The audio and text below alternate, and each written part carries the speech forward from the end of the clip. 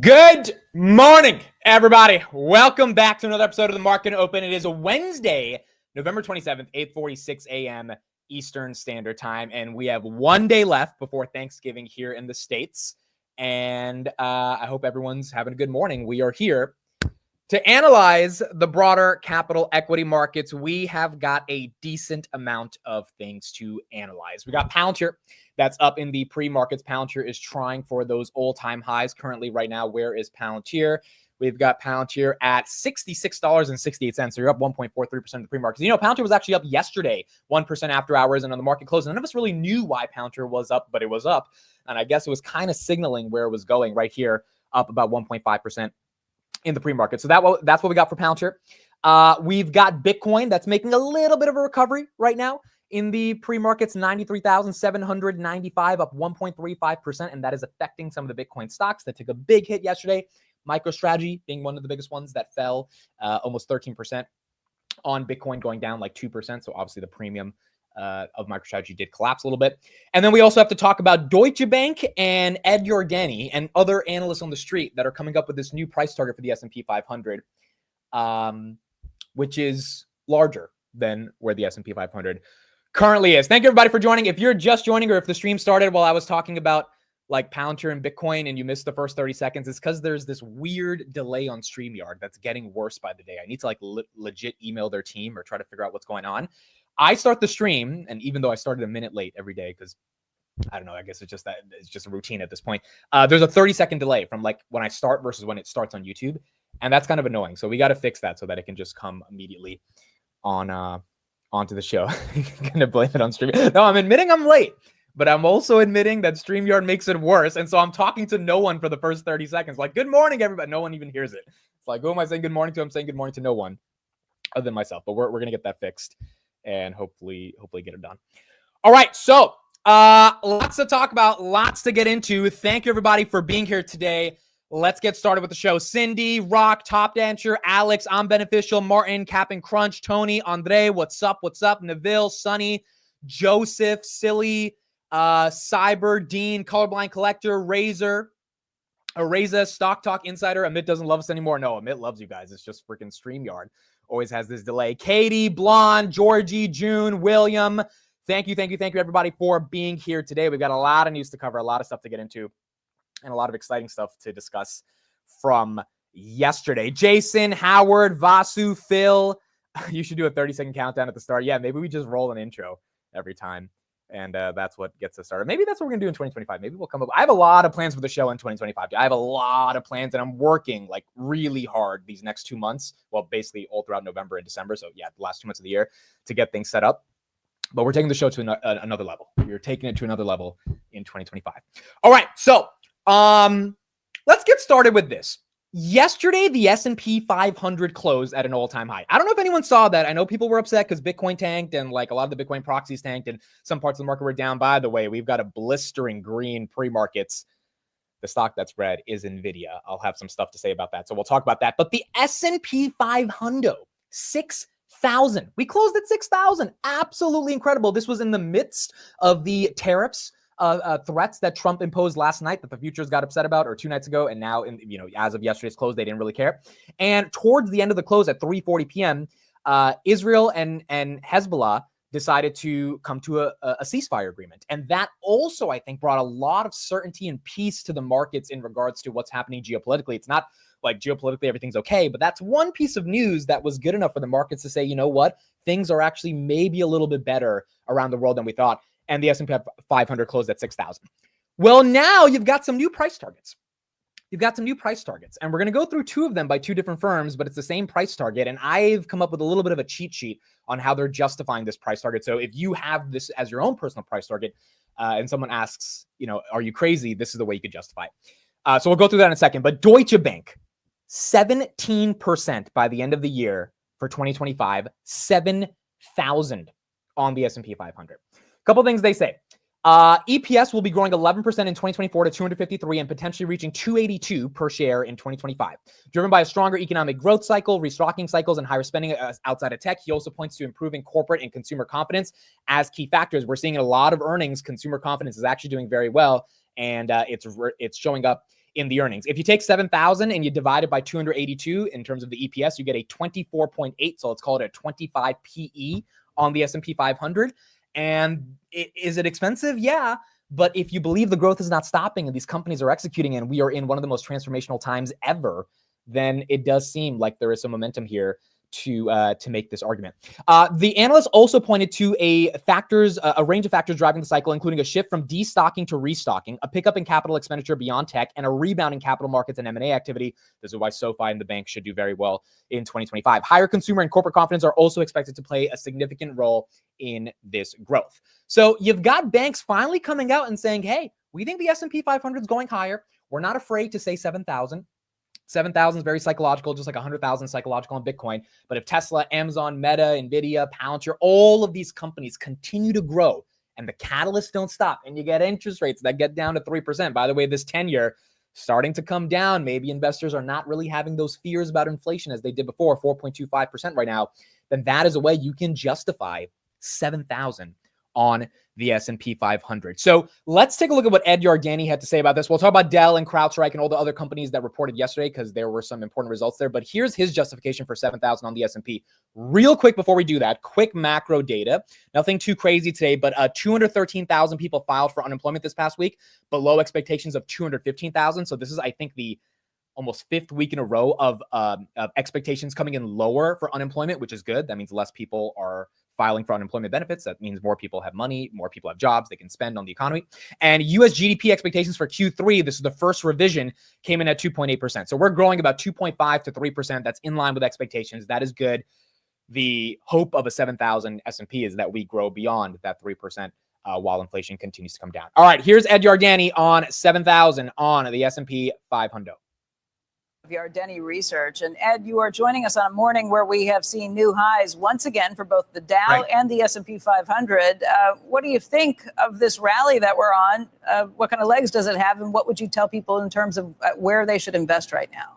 Well, I think they should stay invested. It's hard to tell somebody who's been in cash to get into this market right now. Things are not exactly cheap, but clearly those who are getting into the market are going into the small and mid-cap stocks, which have been relatively cheap, and that's fine. And then I think people are also going into the S&P 493, which are cheaper than the Magnificent Seven. But all in all, I would stay invested. The outlook remains fairly upbeat. Clearly, there's risks out there, but the economy has proven itself to be remarkably resilient. I think interest rates have normalized. I don't think the Fed really needs to lower interest rates. And meanwhile, the outlook, I think, is going to be somewhat bumpy with regards to issues of tariffs, but tax cuts and deregulation should be good for earnings.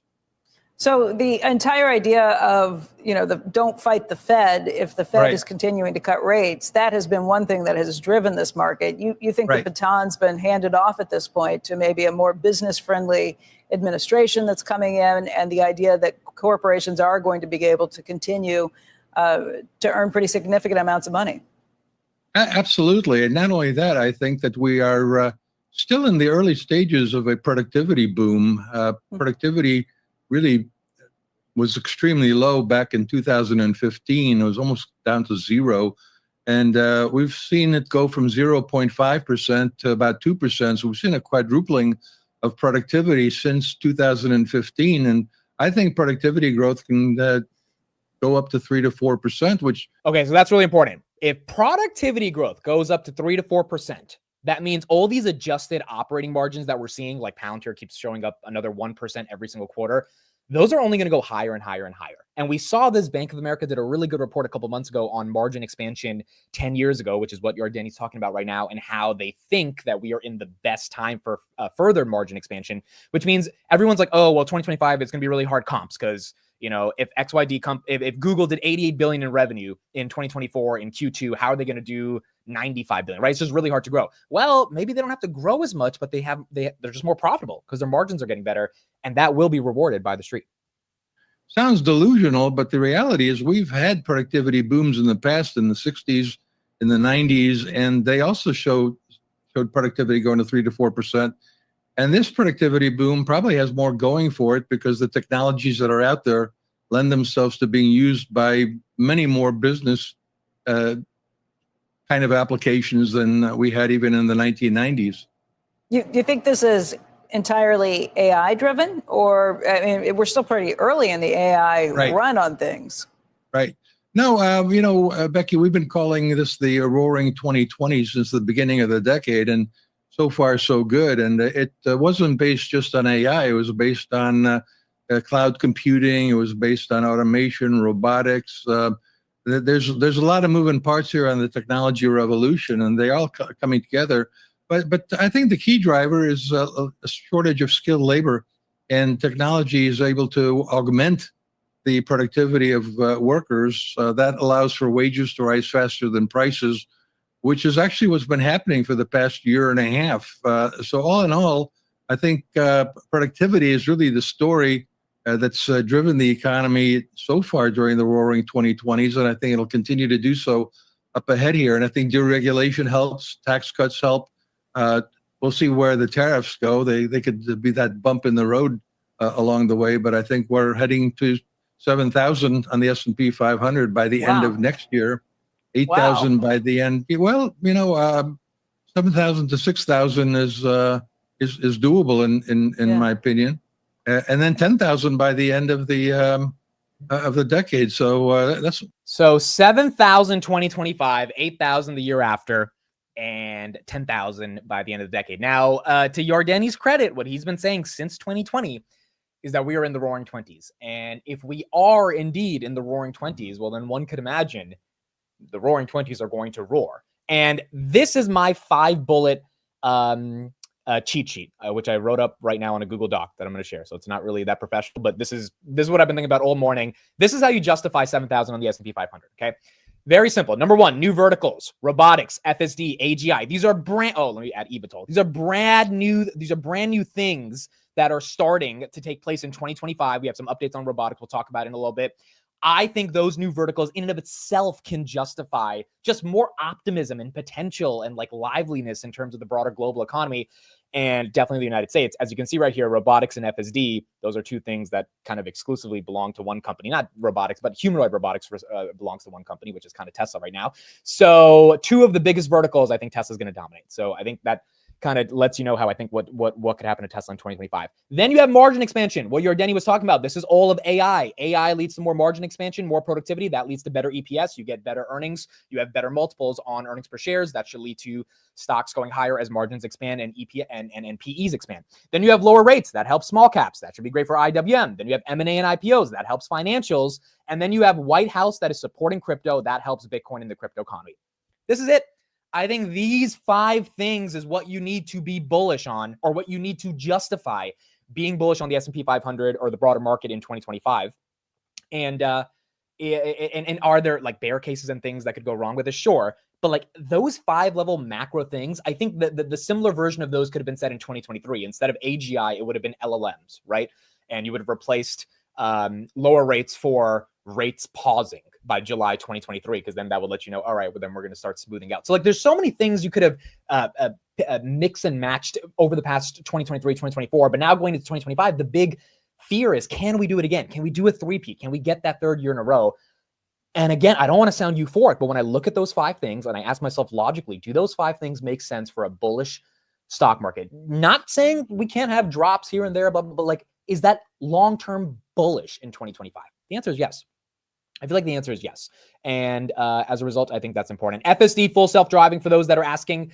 Look, FSD is probably not going to be super, super mainstream in 2025, but Elon did say Texas and California, we're going to get some hints of a ride-hailing network start to begin. And if he shows it off in 2 states and it can actually work and they're competing with Waymo and they can get some regulatory clearance from the Trump administration, then I think FSD expands as well, which is really important. So that's my bull case for 2025, and I think we're going to be talking about those 5 verticals over the next over the next year as we discuss this. New verticals expanding, margin expansion, lower rates, M&A and IPOs, and the White House being supportive of crypto. Pretty much most of the stocks that we care about are into those 5 buckets. NVIDIA, Palantir, Tesla, SoFi, Robinhood, Coinbase, MicroStrategy, all those names, right, that people care about are in the verticals. And, I think next year we're going to have to find some different names that are outside of those verticals, but those are the ones that I think will matter in the in the coming year. So there you go. S&P 500, 7,000. We got Bitcoin right here at 94,000. We got Robinhood up 2.42%. I did buy 200 shares yesterday, 100 at 37.02 cents, and then another 100 at $36.25. So we're at 37.20 right now. Bitcoin's up a little bit, so that's doing good for Robinhood. You got CrowdStrike down about 1%. We'll talk about earnings from yesterday. Boeing's up a little bit. HIMS is up 2%. S&P is flat on the pre-market, but up from yesterday. IWM up about 1%. Coinbase up 4%. And MicroStrategy, that fell 12%, is currently up 8%. What this green pre-market has to tell you right now, outside of NVIDIA, which we'll talk about because NVIDIA's red, is that people are ready to buy the dip. Like, I don't know how many more really red days we need to have turning green the next day for us to realize that people want the dip and they are willing to buy it. I mean, and even on Bitcoin going to 91,000. Nope, people are ready to buy the dip. And so it is pretty incredible. And I think this is what Deutsche Bank and Ed Yardeni are also feeling. They're like, wait a second, how can we justify a bearish call? How can we actually say S&P is going to be flat? How do we say S&P to 5,500 by the end? Like, we have to sound logical enough to our clients to make an argument. And in 2023, it was really easy to say the S&P is going to be flat or down because 2022 sucked. Now, going into 2025, I think the fear that everyone has is, wait a second, if everyone's thinking the S&P is going to go up and everyone's thinking Bitcoin's going to, everyone's thinking like, yes, we're on the bull path, then something's going to go wrong. I'm sympathetic to that. I think that makes a lot of sense. You want to go against the herd. But then when I actually try to figure out a reason to go against the herd outside of some stocks being expensive and stuff like that, there is not a macro reason I can think of that like 2025 is going to be horrible. And again, maybe it comes out of nowhere and maybe I just haven't done enough research, but I would love to know what are the opinions that make 2025 suck and what doesn't get us to at least 6,500, 6,400 on the S&P 500. We will have PCE at 10 a.m. Yes, we will have PCE at 10 a.m. and we will talk about that. Amit, are you directing traffic? No, but I like talking with my hands. All right, Bitcoin. Let's talk about Bitcoin. We got a bunch of updates on Bitcoin. Here is what the ex-CFTC chair had to say on getting a strategic Bitcoin reserve. Yeah, one of the states that are thinking about putting Bitcoin on their balance sheet. What do you make about states putting Bitcoin on their balance sheet? I think it makes a lot of sense. I think it makes a lot of sense. So Trump proposed a Bitcoin stockpile, as you know, not a reserve, but a stockpile. It's a subtle difference. Okay. Countries have been stockpiling commodities since the dawn of time. We stockpile oil. We used to stockpile gold. China stockpiles rebar and copper and soybeans. Countries stockpile precious commodities as the world's first digital commodity. Do they have the financial wherewithal, though, to manage that on a balance sheet? I'd have to look into Pennsylvania's wherewithal, but I do think it makes sense for the United States. I think it's a very forward-looking idea. You know, are you worried that the speculation in the coin has outpaced the technology of the blockchain? Because the blockchain is the transformational technology, right?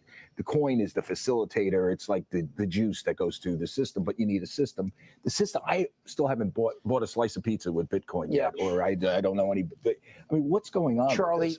You and I are the same vintage. We're old enough to remember the dot-com bubble. And in the dot-com bubble, prices got ahead of the underlying technology. It wasn't that people didn't want to engage in e-commerce.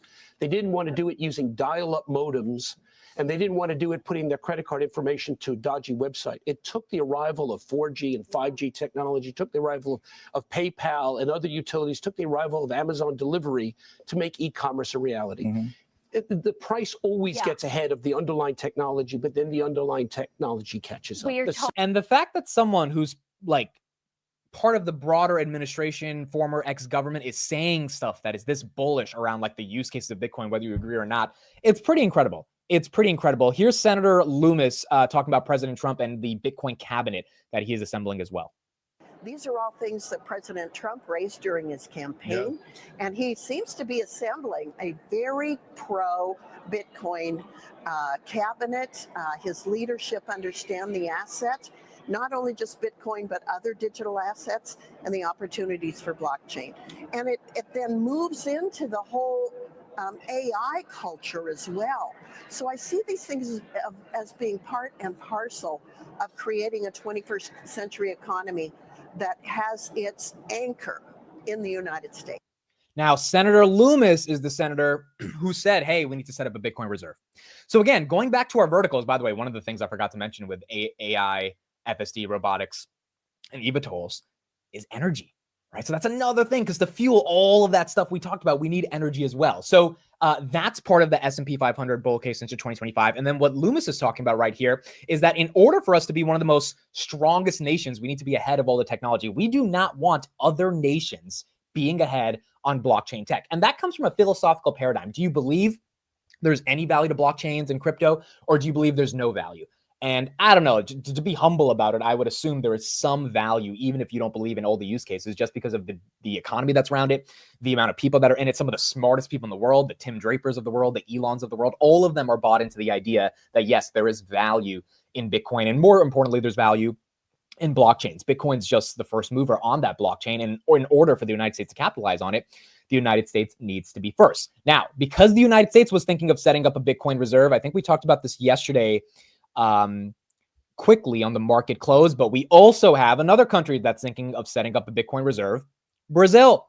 They proposed an $18 billion Bitcoin sovereign reserve. That would be 180,000 Bitcoin if they bought it at about 100,000 a coin, which is pretty incredible. Now, will this pass? We don't know. I mean, this is going to have to go through the political chambers of Brazil. But the fact that they're even proposing it right now is because they're obviously seeing what's happening in the United States. I don't think this is just FOMO. I think they're thinking, hey, 4 years of a Trump administration is going to be relatively bullish for Bitcoin. So this is something we can't deny. And as a result, you're seeing other countries across the world start to embrace the idea.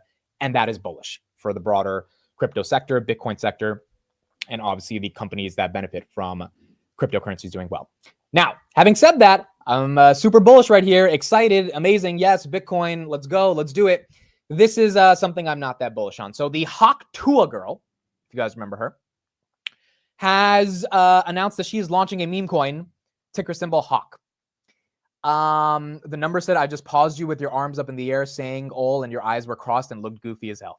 You got to send me that screenshot. That's funny.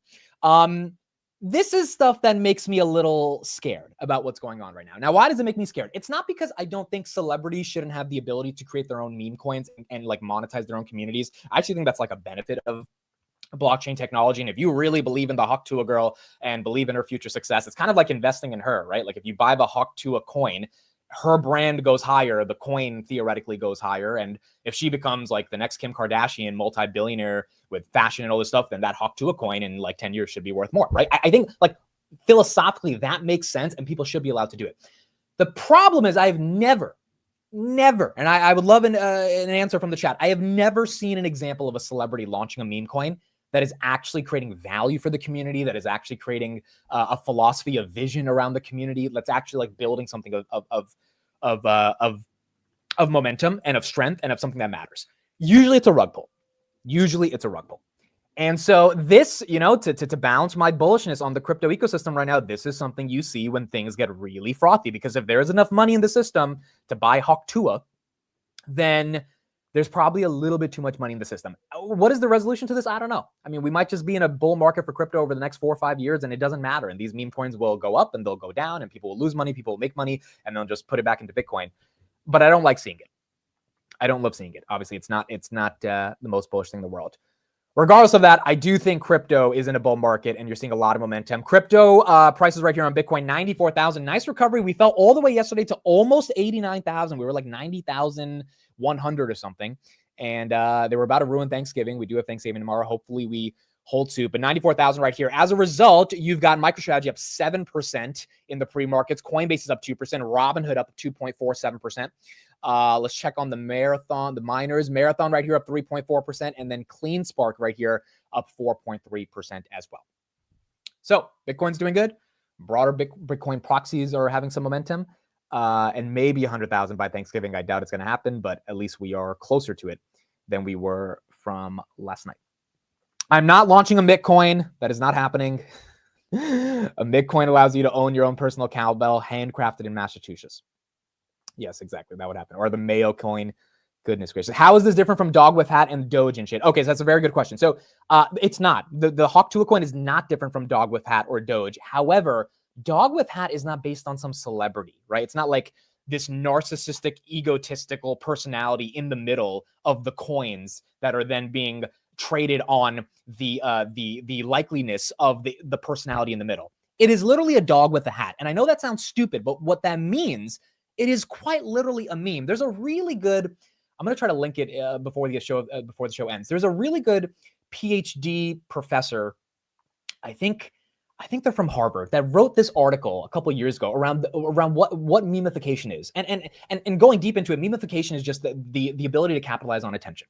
And so the thesis was like the reason memes gain virality and the memes are a way to communicate with other people and they're a part of culture is because when you have a universal idea that is symbolized around a tribe, and that tribe can then uplift that idea by that idea going viral by relating to it, then that has value. There is some intrinsic value in that. The meme coin to me is the manifestation of that value. So the dog with the hat is not Kim Kardashian saying, hey, buy my coin. Very kind of selfish, egotistical. It's all about Kim Kardashian. It's this dog with the hat. And there's this idea around the dog with the hat that gets people excited. And because I know some people in this coin, the catchphrase, whenever someone asks you about, hey, do you still own your whiff, is hat stays on. Hat stays on. Okay. That is, I don't know if some of you guys know, but I have a couple friends in this coin and I'm like, yo, did you sell? They're like, hat stays on. And they put the little hat emoji. So like all of them are bought into this freaking idea that the hat stays on, which means you don't take off the hat from the dog, which means you keep holding. And as stupid as that may sound, that is the idea behind it. And that is why that coin is worth freaking $3 billion right now. With Hawk Tuah, what is going to be the catchphrase? I don't even want to say it, but you know what? I already think I know what the catchphrase is, but like, what is the catchphrase, right? And it's not that there can't be a meme. The question is, does this girl have the ability to galvanize a community around it? I don't know. And that's what makes me a little nervous about that. But nonetheless, that is the philosophy around meme coins. The question is, can she pull it off and can other celebrities pull it off? And I'm skeptical of that, which is why, you know, I don't really like the celebrities releasing their meme coins. But that's what we got going on right now. All right. So that's what we got on Bitcoin. Spit on that thing. Could you imagine? Hey, have you sold your Hawk Tuah? And then you just text your friend back, spit on that thing. Oh my God, dude. Goodness gracious. All right, let's talk about Tesla. So we have some new updates on the Cybercab. Take a look at this. It's in the showroom. I think this is in Nevada and Texas and New York. There's someone with their kid with the Cybercab. You got the Cybercab right there. And then you got a little video of the Cybercab. Now, not only are we seeing more of the Cybercab, and we'll talk about Optimus in a second because there's a little bit of an update on that, but we also have an update around Cybercab actually starting to drive right here. So here's the Cybercab around Giga, Texas. And there's a theory that these Cybercabs that you're seeing right now that are driving, Symbiotic delayed their 10K. Oh boy, is that stock down? That stock's probably down. That's down 40%. Yo, what is it up with these 10Ks, bro? Goodness gracious. Okay, we'll talk about that in a second. Another SMCI that they're following. The theory is with these Cybercabs is that these are not actually autonomous vehicles. What they are is the $25,000 car. And they're a $25,000 car. Look at this one's on the street with a wheel, and Tesla's just testing actually driving it around. So the theory is, hey, the $25,000 car that Tesla's creating, actually, it's going to come out way earlier than expected, which is going to blow that. I think that takes us to 400. I really do. Because if they deliver earlier than expected, which again is a big if, but let's say that happens, or if it's on time, but they have all their supply chains ready to go because they already have the design, they've already started manufacturing, etc.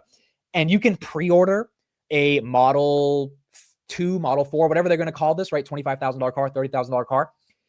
I think that's going to get the street very, very excited. And if it's the exact same design as a Cybercab, but there's just a wheel on it, it makes it really easy for them to be able to test it, right? It makes it really easy for them to just pull it out there. Now, granted, a lot of people are saying the $25,000 car has to have 4 seats, like a Civic or a Corolla. The Cybercab has 2 seats. So that's also something where maybe they add the extra seats. We're not really sure. But it does look like Tesla is getting ready for a big, big 2025, and they are not slowing down at all. We don't know if there's a driver in there. That's the thing. We don't know. There might be, there might be not. They tinted the windows, so we don't know. But people are speculating that there is a driver in there and there's actually a wheel, and it's just the second version of the design. Okay, Symbiotic, down 34%. This company is a robotics company. They had a great earnings. I don't know why they're delaying their 10K. This is getting really, really weird around these companies because they're not like, to my understanding, these guys are not a fraud. They're not like doing accounting errors or anything weird. They had a great earnings. They do automation and robotics inside of warehouses. Like, they had a great earnings. They did well. So for them to delay the 10K means that something's going on, or legit their accounting firm found something that they haven't been reporting. But I don't think this company even has a history. Like SMCI had a history of fraud back in 2020. This one is out of the blue. This one's weird. I don't know. We got to do some research on this one. Is this one the buy the dip? Is this going to pull an SMCI? I have no idea. But down 40% or 35%, if that goes down 50%, then I think you get into SMCI territories where SMCI was almost down 65% at one point. That's why SMCI bounced so much. But then you have to take the risk on, do you trust what's going on? Why are they delaying a form? You're a public company. You shouldn't be delaying forms. Like, you literally have 90 days to make sure you don't delay the form, right? Every quarter. Like you pay people hundreds of thousands of dollars to make sure the forms are filed. That's it. That's your job. Get this thing out there into the world on time. And if you can't do that, then it just doesn't look that good. SMCI, by the way, up about 2% right now, currently in the pre-market. If that's a $25,000 car, it will sell like hotcakes. I agree. Someone says 25,000 is a bit pricey for a two-seater. I also agree, which I think means that we are probably going to get something close to a four-seater that is similar to the other cars that are out there in that $25,000, $30,000 range. One more update on Tesla is Optimus. So I don't think I said this yesterday, but Elon said this. I don't think I said this yesterday. Yeah. So he tweeted, Optimus is a very sophisticated robot. I quote, "It will be immensely difficult to get the cost of 20K, not easy at all, but it will eventually happen." And he then said production should exceed 1 million units per year to get to $20,000 per robot. Which, I mean, look, the fact that Elon's openly talking about Optimus like this a day after Tesla Japan teased that picture that Optimus is coming soon, to me, the Kim Kardashian thing, Elon openly talking about it, Japan putting out these pictures, I think 2025 we're getting a bot.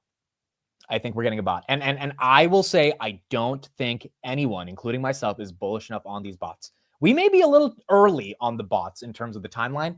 And I'm just, again, talking about enterprise use cases, not even just like in your home. I don't think anyone's bullish enough. I really, really think this is the reason to buy Tesla. If you're going to be buying it at these elevated prices, which I'll probably be buying it at like close to 400 next year, because that's what I'm going to have to do. But I'll pay that premium for the bot. I will.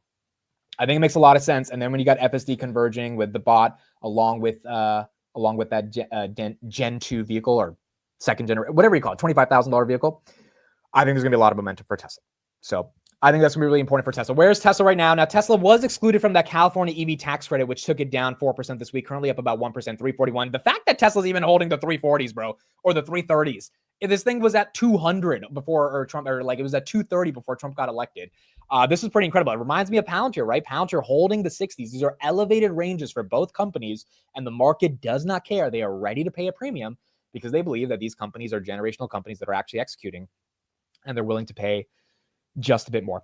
Palantir right here, 66.34. Any news updates on Palantir? Nothing too crazy outside of the fact that we have new NHS updates. I talked about this in my video on Monday, so nothing really new to report, but Palantir did tweet out a link to like the article for the NHS updates. So I don't think that's why it's up. I think that's good news on Palantir. I think it's up because people are thinking, this is the link right here, certain trusts are treating more patients on average, better wait times, less backlogs, all that good stuff. So the NHS contract is working. I think the NASDAQ is about to include Palantir. I think the Qs are going to let Palantir in. I also think so. One of the Qs on the CRO, the Chief Revenue Officer, who's also in charge of all the listings of the NASDAQ, he posted on LinkedIn yesterday, really proud to welcome Palantir, welcome our partnership, yada, yada, yada. I have a hunch. My hunch is that you don't get transferred to an exchange without talking to the people who run the exchange before you get transferred to it. And there probably could have been a conversation of the exchange even reaching out to Palantir more than anything, saying, hey, why don't you guys come here? You're a $150 billion company. You're in the S&P 500. You guys are growing like crazy. We're seeing your brand expand like crazy. Because again, the NASDAQ is a business itself, right? They make money if people buy Palantir on the NASDAQ. There's certain fees and all that stuff located. So I think this is my theory, right? My theory is they reached out to Palantir and they said, hey, why don't you come over here? And when you're part of the NASDAQ exchange, you can probably get into the QQQ because you're like one of the top 150 companies in the world via market cap in regards to the NASDAQ 100. And by the way, they probably told Karp, again, this is just me theorizing, we got some shitty companies we got to get out of here like SMCI. So we're due for a rebalance. You might as well apply. But like, I feel like that's what's happening here. And there's a hunch that I have that December 13th, we are going to get the press release that Palantir has been included into the NASDAQ, into the QQQ. And if that happens, that's a big deal. Now, is that priced in? Yes, I think so. But I also think no one's going to care. And they're going to get excited, especially if that's towards the end of December. Market's doing well. You could see some momentum there. Does that mean I'm buying Palantir here? No. I'm not buying Palantir at 65, just not buying it yet. But I do think that is a tailwind for Palantir. And by the end of December, we're going to know what that looks like as well. Yeah, Palantir is already on the NASDAQ exchange, but not in the QQQ. Correct. So they're on the NASDAQ exchange, which is a prerequisite to get into the QQQ ETF. And I think that's why they switched for Palantir. So that's what we're going to see. All right, let's talk about NVIDIA. Let's talk about NVIDIA. So NVIDIA is down 1.3%. All right, let me get your guys' theories. Why do you think NVIDIA is down? We have 9 minutes until the market opens. Why do you guys think NVIDIA is down? My theory stays the same from yesterday. I think there is a transition from software, from semis to software. But I don't love that theory because NVIDIA is not the company you rotate out of. You rotate out of AMD and Dell and Qualcomm and ASML. You don't rotate out of NVIDIA. And so that's my confusion out of this. Bitcoin 94.5, that is amazing. Bitcoin getting some momentum. A lot of you guys are saying rotation. Someone said bubble. I don't think NVIDIA is a bubble, dude. You know, if NVIDIA gets cheap enough, dude, if we get into the 125s, I'm thinking of buying and I'll just write covered calls on NVIDIA throughout 2025. I mean, the covered call premiums are incredible. And it's NVIDIA at the end of the day. They're going to put up $40 billion of growth. The technical reasons the street is down is because gross margins were down and their guidance was lower than what the street wanted. But that cannot be a reason to really hate this stock right now. Like that's not a reason. Maybe that's a reason to sell it off to the street, but it's not a reason regular people, I think, should be afraid of the stock or that it's in any bubble territory. But if there is a macro rotation into IGV right here, software sector, which is down 0.41%, SMH is currently down 0.7%, so both of them are down, then maybe that's the reason. Maybe the reason is 2025, we don't care about chips anymore. We care about AI and we care about software from AI. And if we don't see any use cases, we're not going to be buying software or buying the chips because this whole thing was fake. This whole AI thing wasn't real. And maybe the market's kind of saying like, show me this time. I don't want to just like take a bet. Even with that, I still think NVIDIA is going to put up almost $5 of EPS next year, which means, I mean, it's just trading at a very low multiple compared to where they were trading at based on the same growth, if not better growth, especially if they do $4.50 to $5 of EPS. So I think that's really important. It's the same chart as the last 3 years, all-time high in June or July, then nothing for the next 6 months. Well, this is actually a good comment, Brett, because the semis in general tend to be so bad in Q3. And, you know, I think we all knew this. Look at the semis. They're all down besides SMCI, which went down 10% yesterday. So that's recovering a little bit. And then, yeah, SMCI is the only green one. Look at this. Every one of them is down, dude.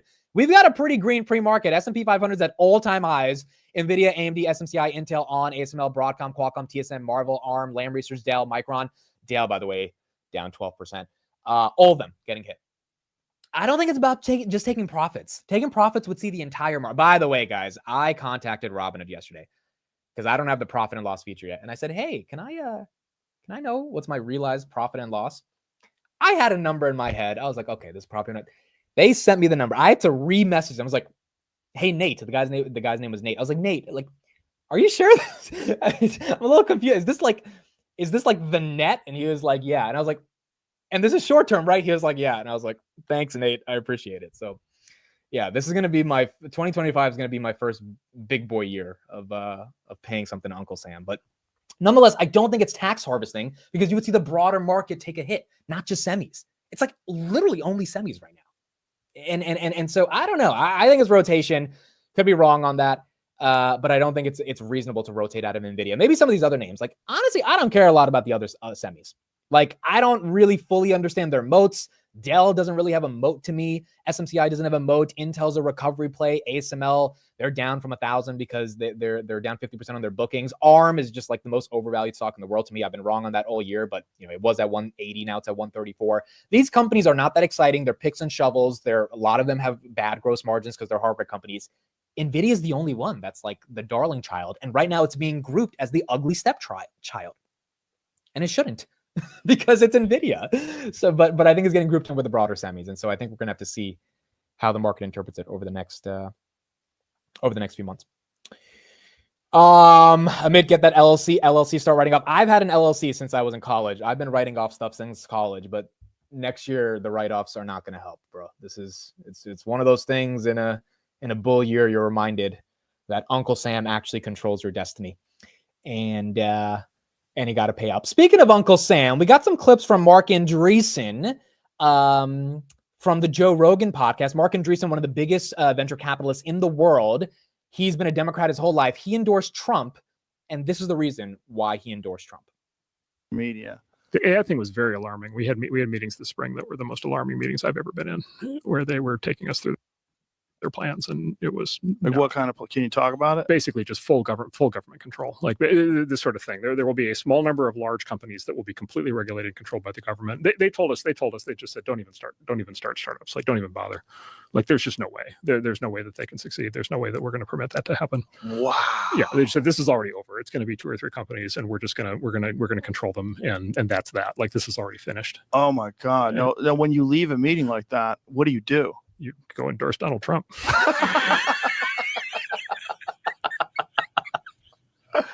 Media. The AI thing was very. I saw that this morning, and it was, again, Mark Andreessen. I don't think he's making this up. He's not hard right core MAGA. And this guy's been Obama, Biden. He's been a Democrat, but he's in Silicon Valley. He's trying to find the next Facebook, the next Amazon. He invested in the first Facebook, right? Like, this is a legend in Silicon Valley.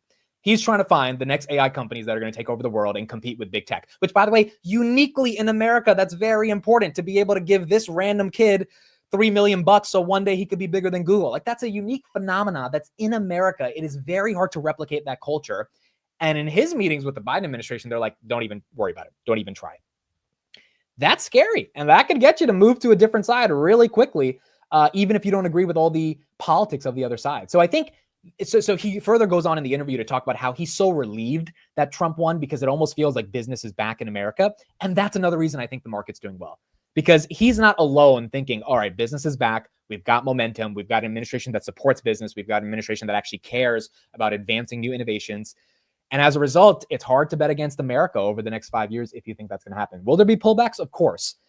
Will there be a full-on bear market? I don't know. I mean, look, 4 years, 2025 would be 3 years in a row. Can we do 2026, 2027, and 2028? I don't know, dude. We haven't seen that type of a run in a very long time. But in 2025, it does seem like we are still potentially, as Dan Ives says, at 9:30 of the party. Maybe we are 9:30 at the party. All right, so we got 2 minutes until the market opens. Where is Hoodie? 37.58, not bad. And the pre-markets, the reason I bought the dip yesterday at 37, I posted a screenshot on Twitter, and a lot of people were confused, is because it was pretty simple to me. Robinhood's market cap is $32 billion, guys. They have $5 billion in cash. That is a $27 billion enterprise value growing at 26%. I know it seems like, because it goes up, it's expensive, but that's the mistake I made on frickin' Palantir. On Palantir, I didn't understand momentum. I didn't understand buying into strength. I should have bought a lot more shares at 35.40, and it really hurts me because I let valuation get ahead of me. Not saying valuation's not important. Obviously, right now, I do think 150 billion is a lot, and maybe I'm making the same mistake. But on Robinhood, which is growing like crazy at a $27 billion enterprise value, buying back their shares, and we already hit 38 and 39. The momentum was already there, along with crypto. That's another big catalyst, with November being one of their best months, likely either as good as October or better than October. To me, at 37, I'm like, all right, down 3%, I'll bite. And then at 36.25, it was down 5%. I bid again. So let's see how this goes. If Bitcoin tanks, then I can see Robinhood going back down to like 33, 34. But Bitcoin right here holding decent strength at 94,550. And we got to see how the market ultimately interprets it. All right, 5 seconds. Thank you, everybody, for being here every single day. It means the absolute world to me. 1 day left until Thanksgiving, 9:30 a.m. Wednesday, November 27th. The stock market is now open.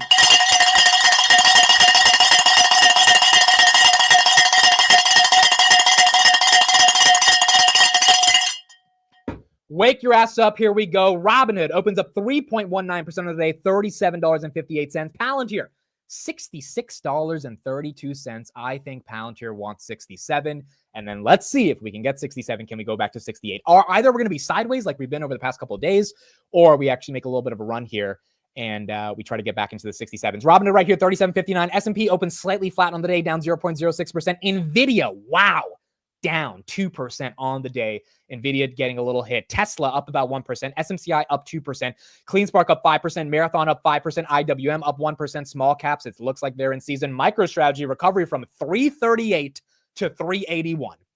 Volatility is the name of the game for MicroStrategy. Coinbase up 4%. IWM up 1%. CrowdStrike down 3%. We'll talk about the earnings. CrowdStrike is down because they were up a lot going into the earnings. Earnings were really good. Earnings were really, really good. If you're long CrowdStrike, if you bought the dip at 200, like you're doing very well. And I think CrowdStrike long-term will be fine. Guidance a little bit lower than expected, but it's down 2.5%, which is not that crazy. So we'll talk about CrowdStrike, but they're down about 2%. HIMS is up. Wow. Another 5%. Holy crap. Archer is mooning. Archer's up like 30% this week. Archer's having an incredible week. Where is SoFi? SoFi 1569, trying to get back to 16. GameStop is, by the way, into the 30s, up 1.83%. Google at 168. I am getting very interested in Google. No position yet. I will let you guys know if I buy, but I am getting more interested in Google. Enphase right here, 71.75. That's up. Amazon is down a little bit. Salesforce is down 2.5%. Elf Beauty is up 2%. Eli Lilly and Novo Nordisk, which got some tailwinds yesterday from a GLP-1 being covered by Medicare and Medicaid. They are currently down about 1% on the day. Best Buy's down about 0.5%. Palantir 66.80. Palantir's trying to get to 67.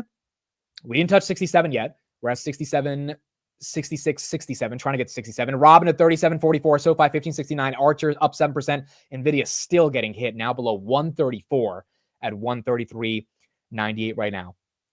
You guys saw 67? I didn't see. Oh, there it is. There it is. There's 67. There we go. There we go. Okay, maybe you guys saw a little earlier than me, or it hit there and I didn't see it, but there you go. Back at 67. All right, let me check 68. I want to check 68 resistance on Palantir. Yesterday after hours, it was going up. No one knew why, but there was a feeling that, all right, Palantir is going up and maybe there's some momentum. Maybe there's some moves that are coming with Palantir. And that's why it's gaining some momentum. 68 has 122,000 shares. That's a decent amount of shares, but it's not that crazy. Volume's at 3 million. Volume also is not a ton right now for Palantir, but 122,000 shares is not horrible to try to beat. Up 2.35%, 67.29. The Qs are at 506. Tesla's at 339. Hood is at 37.33, getting a little bit of a sell-off after the open, but still holding above 33 or 37, which is very good. Marathon up 3%. CleanSpark up 3%. IWN, again, small caps doing well. And then MicroStrategy right here up 7.5%. Currently on the day. Joby's going up as well with Archer, JOBY. Wow, Joby, 8.3%. So hold on. Archer stock, past 5 days up. Never mind. I said it was up 30%. It's up 55%. And then Joby for the past 5 days is up 34%. Again, this is another industry that's emerging, which is eVTOLs. And if this industry is emerging, they're going to make more progress in 2025. There's going to be more capital as rates come down into this industry, and you're probably going to see more tailwinds. That doesn't mean these stocks have to go up, but it does mean that the broader market is getting more productive, more GDP growth, et cetera, which is good for the overall markets in general. Robin at 37.48. S&P now turns green. NVIDIA still going down. NVIDIA not finding any green candle in sight. No one's coming in and trying to buy that dip. And then Palantir is trying to make its way to 68, 67.50. Currently on Palantir. HIMS is up 7%. HIMS new all-time high. HIMS is up like 50% in the past month as well.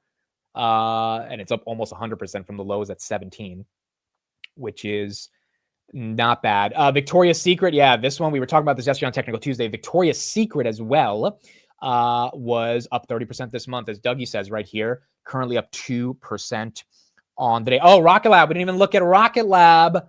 Wow, another Rocket Lab pump, up 2% at $26 for the lab of rockets. I mean, Rocket Lab, did you guys know how much they're up year to date? 375% year to date is Rocket Lab. It's done very well. It's done very, very well. And there's a big community that loves this stock. They believe in it. They care about Peter Beck. They're buying into his vision, and that's doing very well. Grab right here is up 1.54%. You got Rivian up 3%. Target. Oh, Steve and I, last night at 10 p.m., we did a deep dive on Target. We compared Target to Walmart and Costco. So Target's not a buy yet. However, it's definitely not something that should be scary to people. Target is trading at a 0.5 times price to sales. Walmart's trading at 1.1, and Costco's trading closer to 2. So when you think of the retailers, Target is heavily discounted on a price to sales compared to Walmart and Target. They have a dividend. The only problem is they missed badly on their EPS. And so you've got to believe that management will get their stuff together and that they won't miss again on EPS. Fair value for Target is closer to 150. That's the conclusion we came to last night. The thing is, do you want to wait around for the next 2 years for it to get back to 150 while collecting the dividend? That's the question. But we did a deep dive. Target's, we're not buying it yet, but it's not a sell. It's definitely not something to be afraid of. It's just something that might take some time to get back into that 150 range. CrowdStrike right here down about 4%. Coinbase up 3%. CleanSpark up 4%. Archer, again, yeah, a lot of you guys like Archer, man. You guys love Archer. Archer right here, $8, up 10% right now. I did ask you guys to let me buy Archer at $3 before earnings, and the chat said no. So maybe maybe the day the chat would have said yes. But in general, no, the reason I don't have a big position in Archer, or really any position, is because I didn't have a lot of money to buy Archer. Like I just, like when we were talking about $3, I'm telling you guys, I've been in this market. I'm in. My money's in. And there's really very little liquidity that I have to be able to build a position in anything else. In 2025, God willing, that changes. We'll get a little bit more liquidity, but yeah, I just didn't have a ton of money to get into this one. Archer right here, 792 up 10%. I do think it's a bit speculative here, but I agree with the backlog argument and the connections to Dubai. There is a lot of momentum behind this one. I agree. It's way more momentum to me than Oklo, and I like Oklo, but Archer has like actual deals that like you can physically see, whereas Oklo, they're still up in the air. So I think for a pre-revenue company, Archer is about to get some revenue, hopefully in 2025, and that one can do well. Frugal, it's not being frugal. It's like I didn't have money, bro. Forget frugal. It's like I just don't have money. Like I'm in, bro. I'm in this market. Money's there. It's being allocated.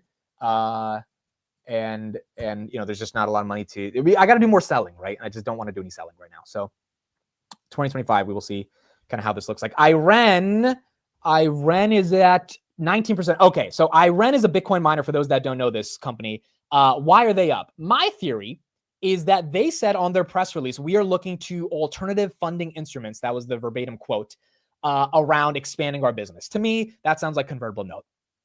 I'm sorry, that sounds like convertible note. That sounds like a convertible note, which means if Iran Energy, which is a Bitcoin miner and an energy play, they have some good energy contracts as well, is going after the MicroStrategy, which maybe they're doing, maybe they're not. MicroStrategy, by the way, is up 9% right here. Then maybe that's why the street's giving this one up 20%. Again, I'm not confirmed they're using the whole Mstr playbook. I'm just thinking that's one thing they might be thinking about, and the market might be excited about that currently right now. Margin. No, I'm not using margin. I'm not borrowing money to do this. I'm not doing margin. Sell the Tesla. I don't own the Tesla. I pay $491 a month for the Tesla. That's why I can afford the Tesla. It is financed at 0% APR because that was a great deal. And so I didn't pay 50 grand in cash for a Tesla. I'm paying about $500 a month. And that's how I can afford it. But I would not sell the Tesla or try to get rid of the Tesla right now to buy any of these dips. Again, 2025, we might get some pullbacks across the board. Things might get more attractive, but I agree. If stocks are in momentum, we don't need to get those pullbacks. And then you just miss them. Like Rocket Lab, I mean, I don't know if we're going back to $10, bro. Like, you missed this one, you missed this one. Now I'm gonna have to sell some puts to try to scale into the position. If I do in 2025, you missed it, or I missed it, right? You guys didn't miss it. You guys are in this one. So it just is what it is sometimes. Palantir right here, 66.29, getting hit at 67. Couldn't get past 67.50. Robin, a nice strength at 37.55. NVIDIA still down. Tesla just going red. SMCI up 2.44%. And you got Bitcoin right here at 94,785. Yes, MicroStrategy is also up 10% right now, which is absolutely incredible. Again, the volatility yesterday was pretty aggressive for MicroStrategy. Now it's up. Iran announced a Bitcoin dividend. Really? That's what they announced today? Holy crap. I got to see what that looks like. What is a Bitcoin dividend?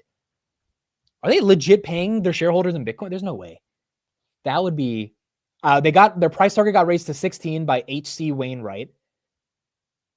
I got to see. I don't see the Bitcoin dividend news, but I'll try to see their press release on if they even talked about that. Maybe in the call, they also talked about something like a Bitcoin dividend.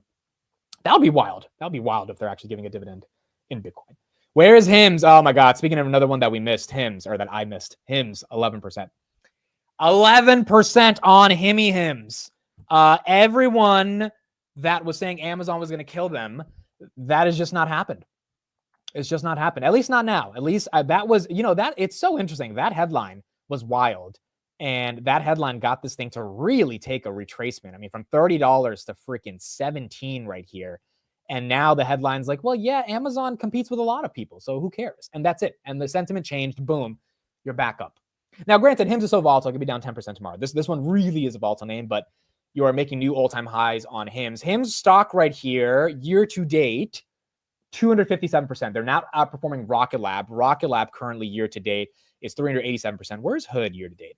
Hood year to date is up 200%. All right, so Hood is underperforming Rocket Lab and HIMS because Hood is only up 200%. Goodness gracious. And Rocket Lab and HIMS are up in the 300s. Incredible. Absolutely incredible. Yes, they said a dividend for Iran. Yeah, I think that's why the street likes it. I'm just curious, what does a Bitcoin dividend look like? But that's why I think the street is happy right now. That's why the street is happy right now. AppLovin. Okay, so this company, so AppLovin, we talked about them before. They're up 600% this year. They just got accused of money laundering today. I'm still digging into the story. I don't know the details yet. We'll talk about it probably on the market close, but yeah, I think that's why they're down 3% right now, because they've been accused of money laundering. I don't know.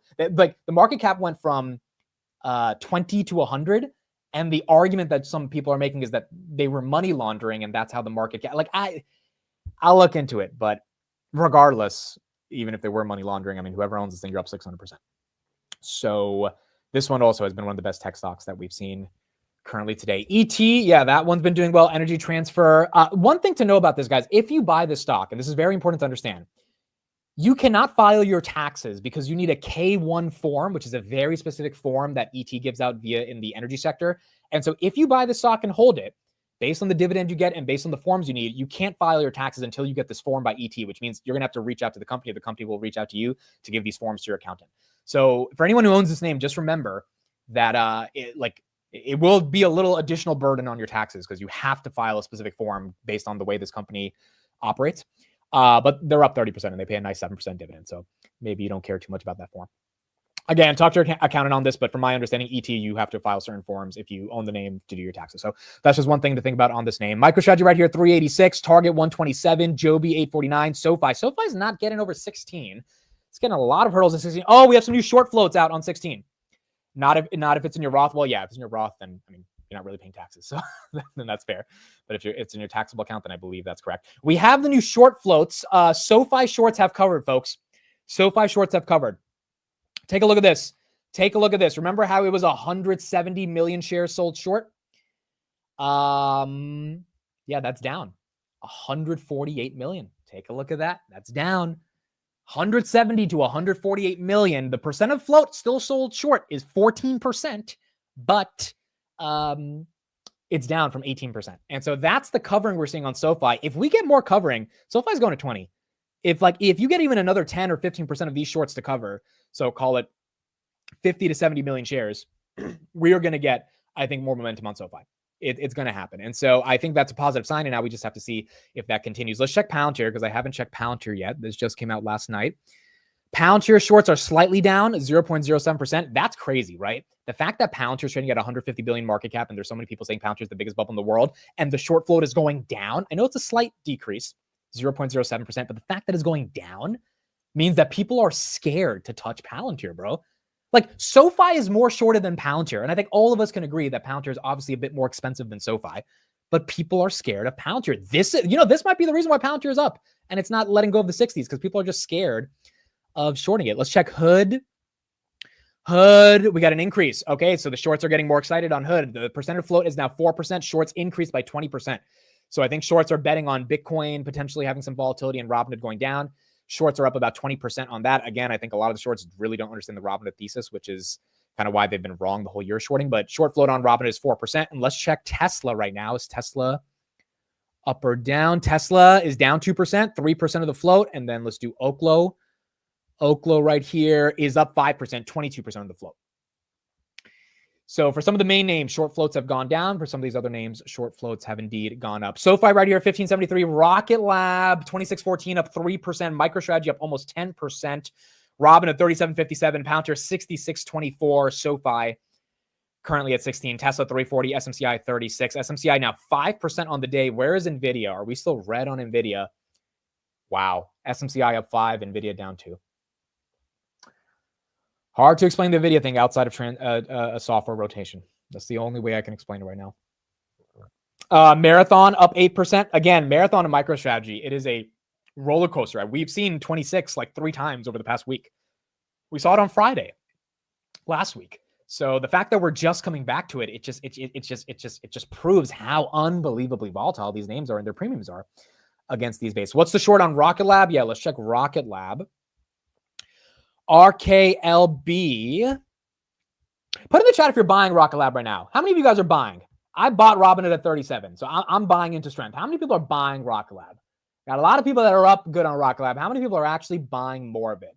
I'm very curious. How many people are buying this right now? Rocket Lab right here, 2618. The short float on Rocket Lab went down by 8%. 15% of the float is still sold short. That's a lot, but it went down by 9%, which means the shorts are covering. The shorts are indeed covering. Erwin says buying every dip. June says I bought more at 25. Todd says I continue to buy. Doug just bought 90 shares. Daryl's buying. Okay, so some of you are buying, but most of you, I don't see a resounding yes of buys in the chat. So I think a lot of you guys, well, and you don't need to. I mean, the thing's up 400%, right? You kind of just sit back and relax. But not too many new entrants from you guys getting into the name right now. SoFi, or let's do another one. Who's buying SoFi? I know a lot of you are up a lot on SoFi. Who's buying? I'm not buying SoFi right now, but I don't think it's crazy to pay $15.70 for SoFi. I really don't. And that's only because I think 2025 is going to be bullish for financials. But who's buying SoFi here? And again, a lot of people don't need to because you guys bought a lot at 7, 8. So there's just not that FOMO, I think, in this community for SoFi, Rocket Lab, or Hood because a lot of people got in early. I bought at 13. Still buying SoFi and Hood. I can't buy Rocket Lab. It's 50% of my portfolio. I'm not good at risk management. Yesterday I was on the phone with Steve and we were talking about dividends. We were like previewing what we're going to talk about for the dividend episode. That'll be on Friday at 12 p.m. And I was like, Steve, because he kept talking about Tesla and how by the way, okay. I'm going to ruin it, but I don't care. Steve watched a podcast yesterday about Palantir and he calls me up and he's like, maybe I'm wrong on the he's like, maybe I'm wrong on the Palantir valuation thing. I was like, real? So he watched Chris Camillo on Farzad's podcast, the same clip we watched a couple weeks ago. And he was like, he makes a really good point, man. Why am I stressing so much about the market cap? And I'm like, Steve, no, you were the guy we needed to be bearish. And he's like, I don't know. So on Friday, we'll talk about it. But I said, hey, Steve, what if we just dump our whole portfolios, everything we own, and just go Palantir and Tesla for the next decade? And Steve legit sounded like he wanted to kill me. He's like, that is not who I am. I'm like, Steve, but like, we got to solidify, we got to pick 2 names. And he's like, no. And the reason for that is because Steve owns like 1,000 stocks, bro. Like he owns so many stocks. It's ridiculous. But yeah, he is not into that level of diversification when diversification is only 2 names. So anyway, Tesla and Palantir are doing well today. But the point is Steve's now getting a little bit more bullish on Palantir after watching one clip. It's so funny because I feel like I made the same arguments that Chris Camillo made every time he calls in, but he never believed me. But then this Chris Camillo guy, he's like, Chris has a point. I'm like, I feel like I've been saying what he's been saying as well.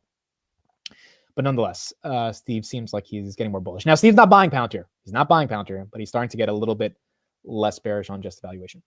Amit, we need to find something small, non-profitable with the same story as Palantir, please. Dude, you don't understand how much I've been trying to find a new name. I really have been trying to find a new name. I can't find it. I know there's Archer. I know there's these other names, but I'm talking about a name that's like actually having revenue and earnings that's maybe not profitable yet. It's under $10 or something, and that's ready to like do a Palantir, SoFi, Rocket Lab, Robinhood type of move. I can't find it. And don't tell me SoundHound or Honest, all right? Like I love SoundHound, but I'm not doing SoundHound. And Honest is like, they sell diapers. Like I love that. That's great. And that could be a big business, but that's not the type of business that I think a lot of people are looking for. Rocket Lab, by the way, up 5%.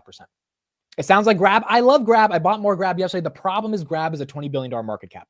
And so even a double, they have to go to 40 billion, which is not easy, right? It's just, especially because they're not as, big as Palantir. They don't have as much growth as Palantir. They're not like a SoFi or a Hood that was at $4, $5, $7 billion market cap that could go to 20 to 27 and do a 2-3x, or Rocket Lab that's at still a $10 billion market cap, right?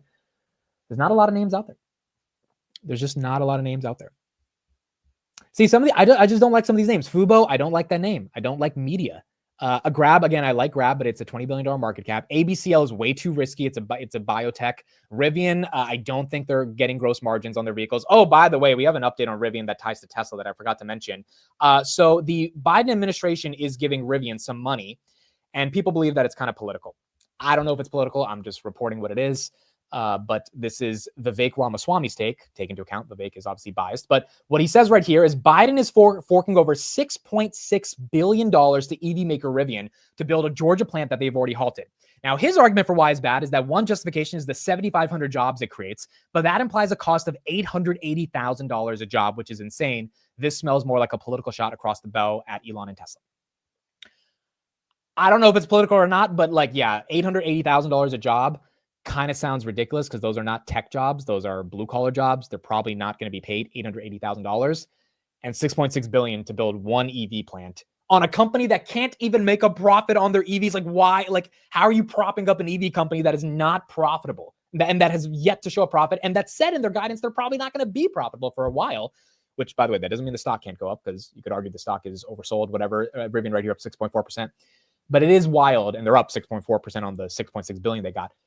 It is wild that, you know, that's kind of how the government's thinking of it. 880,000 to get 7,500 jobs is just a little weird right here. But nonetheless, Rivian is up right now, and so it's going back to the question. Someone said, "What about Rivian?" I don't think they're going to be profitable anytime soon, so it can't be Rivian. Lemonade's already run. Peloton is already run as well. Some of these names that you're mentioning. Lemonade, yeah, again, Lemonade, it's a good one, but it's already run. Iran is up right now. Kohler is a penny stock. I know you guys bring up these penny stocks, but I can't morally be like, yeah, guys, we're going long a penny stock. Like, I'm scared of that stuff, bro. Like, that stuff I don't take a risk on, even if it's the next freaking best thing ever. Where is Lemonade right now? Lemonade right here, $49. They're down 1.6%. Like, KULR is freaking $148 million market cap. It's down 10% right now. Like, these are just names you don't mess with, bro. These are names that are a bit scary. So if you guys want to mess with it, that's fine. But I don't think it's a name that I could legit attach my brand to and be like, yeah, this is a name that we're looking at. Because they're just very small companies right now. At that point, I might as well fucking try out for Wolf of Wall Street Part 2. Dude, I would love to, if they make a Wolf of Wall Street Part 2, oh my goodness, I would love to be in that movie. Even if it's a small role, dude. I don't need to be Leonardo DiCaprio. I would like to, though. That would be cool. I think I would crush the main. I think that would be, but even I just want a small role, dude. I want to be in a movie about the stock market. Like, that'd be so cool. That'd be so cool if that could happen. How about Williams Simona? That one's still too expensive, but maybe we got to buy it just for the memes one day. You just want to be on the plane. Yo, that scene was wild. I want to watch the movie again. Maybe I got to watch it over Thanksgiving. Vertiv right here down about 1.3%. Again, critical player in the semis, name in the semis industry. I like these guys, but again, they're going down as well because all the semis, all the GPU companies are taking a little bit of a hit, which is why, you know, someone said DCA into Tesla. That is why I told Steve, I said, Steve, I think we're just buying more Tesla next year, because Steve and I have been on the phone for weeks trying to find that name, the next Rocket Lab, Palantir, SoFi, Robinhood, that is still underground. It's like that rap artist where you found their music. They're still on SoundCloud. They haven't blown up yet. And like, you know that their music is going to blow up one day and you're so excited to listen to it. Same thing with stocks. We haven't found it. The only thing that's left is Tesla. Tesla and Palantir. And Tesla just has a lot of potential in 2025, given the advance of robotics, which is like kind of the big bull case right here. Nubank is good, but again, Nubank is up a lot too. Like, all these names you guys are mentioning, they're up. They've gone up 3 to 4x from the lows. And we're trying to find something that is at the lows. Like, really, November 2023, when I loaded up on Hood, that was my like load up the boat moment. Some people loaded up on Robinhood and other or Palantir, or not Palantir. Palantir was like $20 at the time. Some people loaded up on Rocket Lab at that time, SoFi at the time, and Hood ended up taking off a little bit quicker than the other names. But the point is, November 2023 to like January 2024 was the time where all those names were really depressed, including MicroStrategy, which obviously has done very well. And I don't know if we're back in that time right now. Enphase, look, Enphase is breaking out nicely on the technicals. I'm just scared of them over the next 4 years in regards to growth, given solar is going to be deprioritized. At 59, I agree. Definitely got very cheap. I still think at 72, it's probably cheap. I think the PEG ratio is still less than 1 or just above 1, which is decent. I just don't know what the catalyst is going into the next 4 years for growth. This conversation might be confirmation that valuations are stretched. No, 100%. I agree with that, Thomas. Valuations are stretched. I think even Ed Yardeni said that today. Like he said, I wouldn't buy this market because valuations are stretched. But if you're in this market, I wouldn't leave this market. And I think that's what a lot of us are struggling with as well. It's like, we don't want to leave.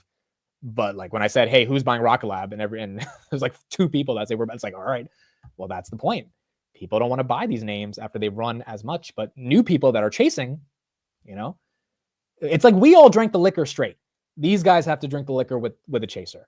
And right now that chaser is a little expensive on some of these names. Rocket Lab right here, 2678. This one's doing well. Novix is one of those names that did really well this year. Now it's back to $9. It went from like 5 to 18. Currently back at 925. And Novix is right there. 338 on Tesla, going slightly green. Lemonade down 2.7%. Rivian still up 6.5%. Target up 1%. SoFi 1566. Robinhood, nice strength, up 3%. 3760. Marathon 2645. IWM small caps at 242. TMDX, yeah, that's another one I'm looking at. That's another small cap that got hit 50%. Yeah, I like that one. I don't have a position. I like it. I think they actually they're a small cap with a moat. This is a company that transports organs, and there is a variety of different ways that they do it. And it's a very important thing. You know, God forbid any of us need a transplant one day. Like this is a company that's doing something very important. 2.79 billion. They're actually growing. They missed badly last time on earnings, but that happens with these small caps. Only 33 million shares outstanding as well. What's their short float? I'm doing more research on them, but no position on them yet. TMDX, the short report on these guys, or short float on these guys, I think it's like 10%.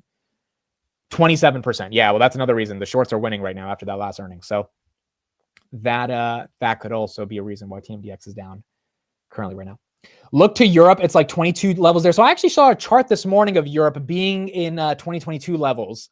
So you are correct. I saw that chart. I don't know if I saved it, but yes, Europe is currently trading at quite literally 2022 valuations. The problem is I don't know enough about Europe, and I don't know. For those that are in Europe right now, would you invest in Europe at 2020? So imagine the U.S. stock market in 2022. So S&P 500 basically at what, 3,600? That was the low, 3,400, I think. If Europe's broader index is trading at the equivalent to 3,400 on the S&P 500 in 2022, would you buy that? The people from Europe in the chat, would you buy that? Because I have no clue. I don't know anything about Europe.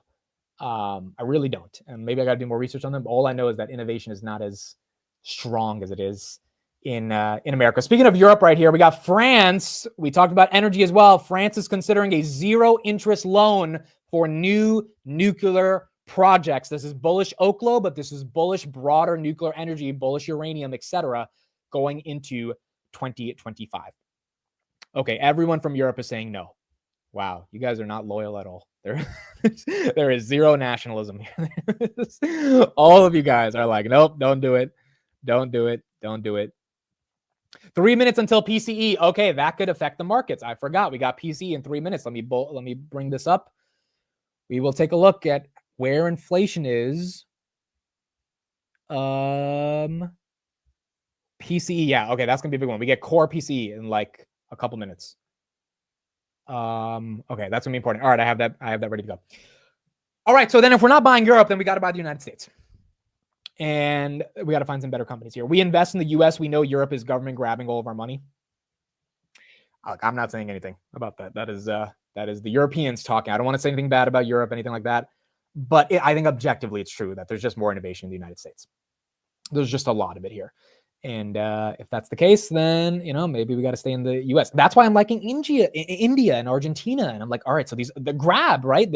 These emerging markets are a little bit cheaper than the US, even though grab is, now that it's up 70%, it's getting a little bit more expensive, but still at $5. I think we get closer to 10 in a year from now. And so emerging markets are like where I'm looking for opportunities as well. Because in the US, again, it's really hard to find a name that's cheap. That's very, very cheap. We are not seeing December 2023 prices. PayPal, I think, is still cheap. I think PayPal's cheap as well, but it's not as cheap as it was at $49, right? And it's definitely not a 2-3x like anytime soon or anything. I mean, like over the next 10 years, I think, yeah, that's possible.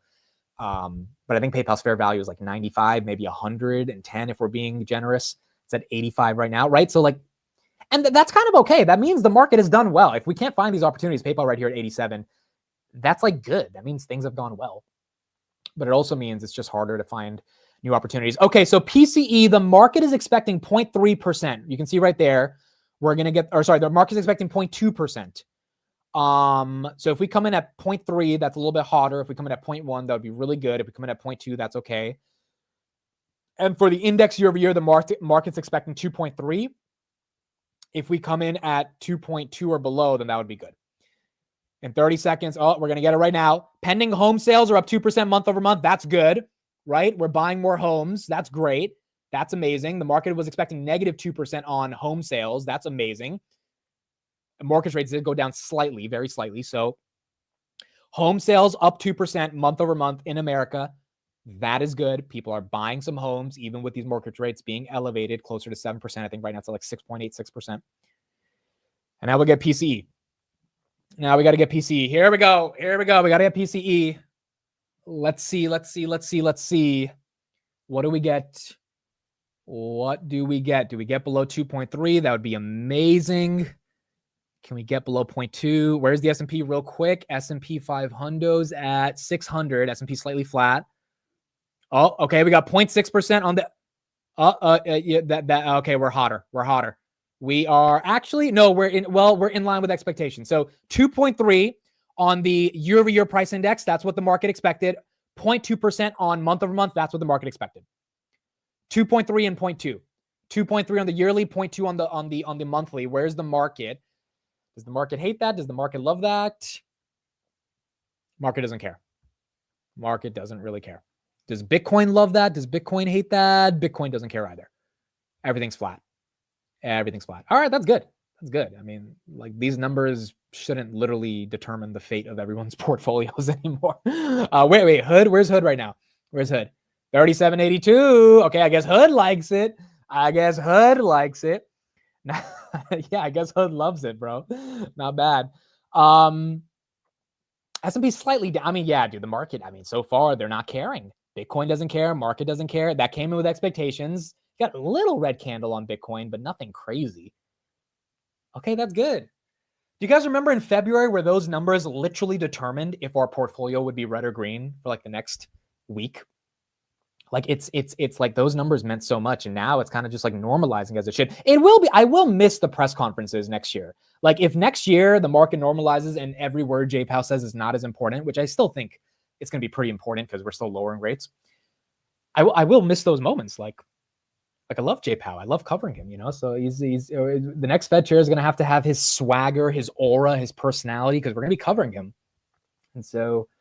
I'm definitely going to miss Jay Powell. But look, if Jay Powell actually gets this done, growth with low inflation, keeping the momentum after one of the worst pandemics ever with printed trillions of dollars, then I do think that is a pretty big accomplishment for Jay Powell. Rocket Lab right here up 4.7%. Enphase right here up 2.58%. Some other numbers, the personal spending month over month is up 0.4%. So that means Americans are spending.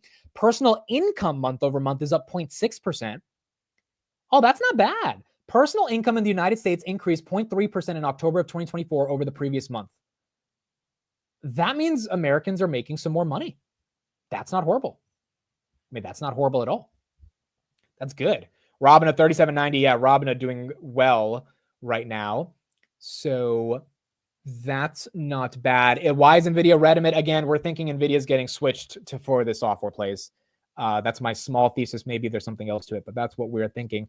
So personal income month over month is up 0.6% actual, spending up 0.4, price index up 0.3. Chicago PMI was 40. That's a little bit lower than expected. Market didn't care too much about that. Jobless claims were lower than expected as well. 213 versus 215,000. 217 versus 218,000. And then you've got home sales that actually are up, which is not bad. 2%. The street expected negative 2%. The street thought we would sell less than, we would decrease month over month in home sales in October by 2%. We increased by 2%. That's not bad, bro. I think that's also what's holding up the market right now. That means Americans are finding the money from somewhere, or they're agreeing that they're okay to pay these mortgage rates, and they're buying some property, which is kind of what we want to see. It's kind of what you think you wouldn't see with mortgage rates this high, but that is incredible that it's actually showing it. Now, 2% is not crazy, but we are seeing an increase. Robinhood 3822. We are back above the 38, folks, up 5%. Not bad at all for Robinhood right here. Is Bitcoin even going up right now? No, Bitcoin's kind of flat. Bitcoin's been up all morning, but Robinhood's kind of just getting back to where it was over the past couple of days as Bitcoin gets back to that 94,000 level. Ethereum right here, 3,500 as well. And NVIDIA, unfortunately, still down 2.36%. Maybe lithium is at a bottom. Yeah, that might be another reason. That could be an argument. I think, I think at the end of the day, the broader argument here is that there's a lot of parts of the market that are doing really well. We talked about earnings. We talked about the consumer. Now house sales are up. Are you kidding me? Let's see if CNBC has some coverage on that. The fact that house sales went up, bro. Mortgage rates are up there, bro. 6.86%. Not easy to just get a 30-year mortgage right now, but market doesn't care. All right, let's get some coverage on inflation and see what we got going on right here. So it's a little closer to 3% than 2%, but again, that was pretty much as expected, and it shows that it's not a straight line down. Because as Rick said, a 0.3% monthly gain in core PCE is not as good as 0.2 and 0.1, which is what we were getting a few months ago. So the Fed wants to see that move down, but Fed Chair Powell has said numerous times that it is going to be a bumpy path down to 2%. So are they still going to feel comfortable cutting? Probably. I mean, right just before that number, the market was at 66% chance that they'd cut in December. We're no change, it looks like, after the numbers. So not a real swing factor. I would also just note that the economy is doing well. Spending 0.4%, that was expected, but it still shows signs of healthy spending, and incomes were the surprise, coming in double what people are making more money.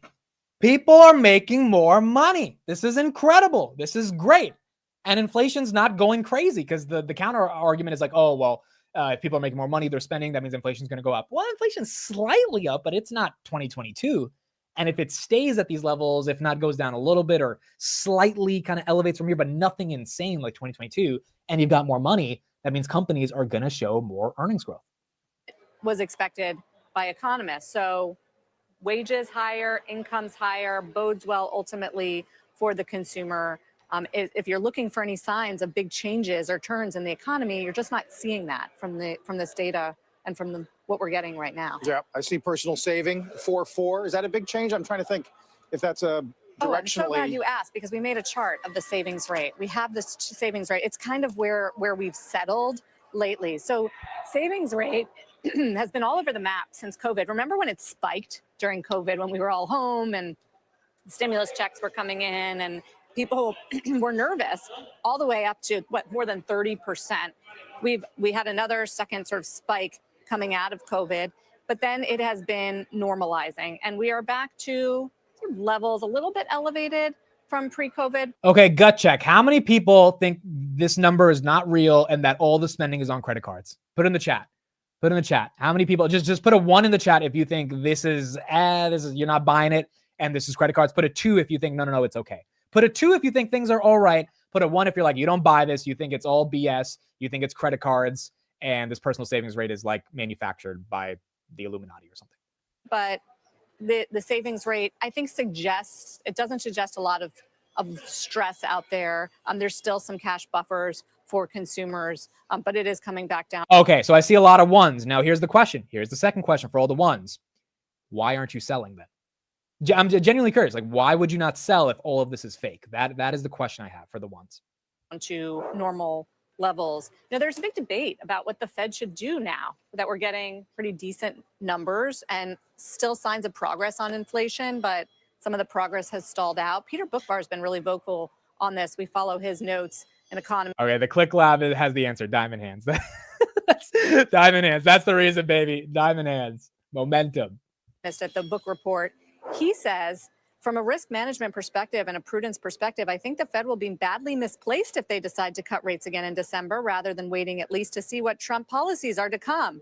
And with the party that is currently going in on markets and that apparently Fed officials aren't aware of, they could always move in January when things are a bit more clear. The party going on in markets, obviously the stock market at a record high. The fact that bond yields have backed up, they've actually risen since the Fed cut. Rocket Lab at 27 right now. All right, so I think that's a fair assessment. Also, the Fed had their minutes yesterday, and for those that think we're not going to get a rate cut, you definitely got the Fed that's kind of signaling it. So the Fed yesterday, just reading my summary that I wrote, expressed confidence that inflation is easing gradually while the labor market remains solid.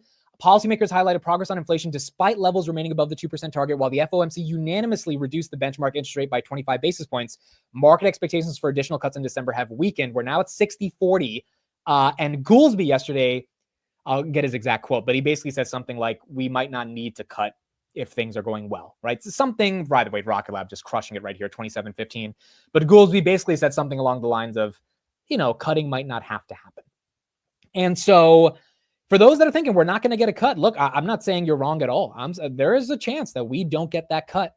And if not, maybe that hurts the market. Maybe the market doesn't care, but we're going to have to see. Yeah, his exact comment was, it makes sense to slow cuts as rates approach the neutral, as the interest rate approaches the neutral rate. It makes sense to slow cuts as rates approach the neutral rate. Now, maybe that means in 2025, slow down the cuts, which is fair. maybe not the last one in December, or maybe it means, no, you're not getting a December cut because we got to slow down. I think we're getting the December cut. I don't think Jay Powell's going to be the Grinch. I think we're getting a December cut. I think inflation is not going crazy enough to justify not getting a cut. But I could see 2025 having some slowdown. Rocket Lab, $27, new all-time high on the Lab of Rockets, up 6.33% currently right now. Absolutely incredible. You got Hood trying to get back to 38 at 37.94. Enphase at 71. Tesla just going slightly red. Rivian up 7%. Where is Palantir? Palantir 6. Oh, Palantir trying to get back to 67. We already touched it once. I think we get back there, and then maybe we can get a chance to try to hit 67.50. New Zealand just got 50 basis points of cuts. Okay, that's good. So across the world, and here's the other reason why Jay Powell can't be that hawkish. If around the world we're cutting, I mean, then we're going to need to continue cutting, right? Like the United States can't be the only one that's tightening if everyone else is loosening. So I think that's something he's going to be considering. Another macro update from Germany. So we were speaking about Europe right now in terms of if it's a place to invest. The GfK Germany Consumer Climate Indicator for Germany fell to negative 23.3 points heading into December 2024, the lowest since May, below forecast of negative 18.6 and comparable to December 2023. This is basically like how consumers feel about the economy. Income expectations dropped sharply, down 17% or 17 points, fueled by recession fears, rising unemployment, and reduced growth forecasts. Concerned about job security, industrial layoffs, and increasing insolvencies, heightened uncertainty. Purchase inclination also fell, losing 1.3%, reflecting subdued consumer readiness, even below early pandemic levels. Wow. That is wild, bro. That is absolutely wild. That's getting to the level. Okay, so for those that are in Germany specifically, is that accurate? For those that are in Germany right now, I'm sure we have some people in the chat watching from Germany. Is that do you feel, even if you're an investor and you are very confident about the future because you're managing your own money, do you think the broader public thinks that everything's screwed and they are very scared of a recession and unemployment and these kind of things you see technically when things could get bad? The Nobody says, would you buy Hood at this price? I bought at 37 yesterday, dude. I mean, is there that much of a difference from 37 to 37.78? So yeah, I'd probably buy Hood at this price, but I bought it yesterday at 37.02. Yes, it's accurate. Yes. From Germany here, yes. I'm in the Netherlands, but yes. Okay, so most of the people in Germany are saying yes. Some people are saying no. I have a few no's that are defending Germany right here. Okay, so what's the reason? In a nutshell, what's the reason? What's the reason around Germany? If you're in Germany right now and you're saying, yes, the economy's screwed, or that the sentiment around the economy is screwed, what's the logic? Like in one sentence, if you had to sum it up, what is the reason why Germany is making people afraid? NVIDIA down 3%, bro. Holy crap. NVIDIA, dude, it's a green market today, and NVIDIA is getting hit.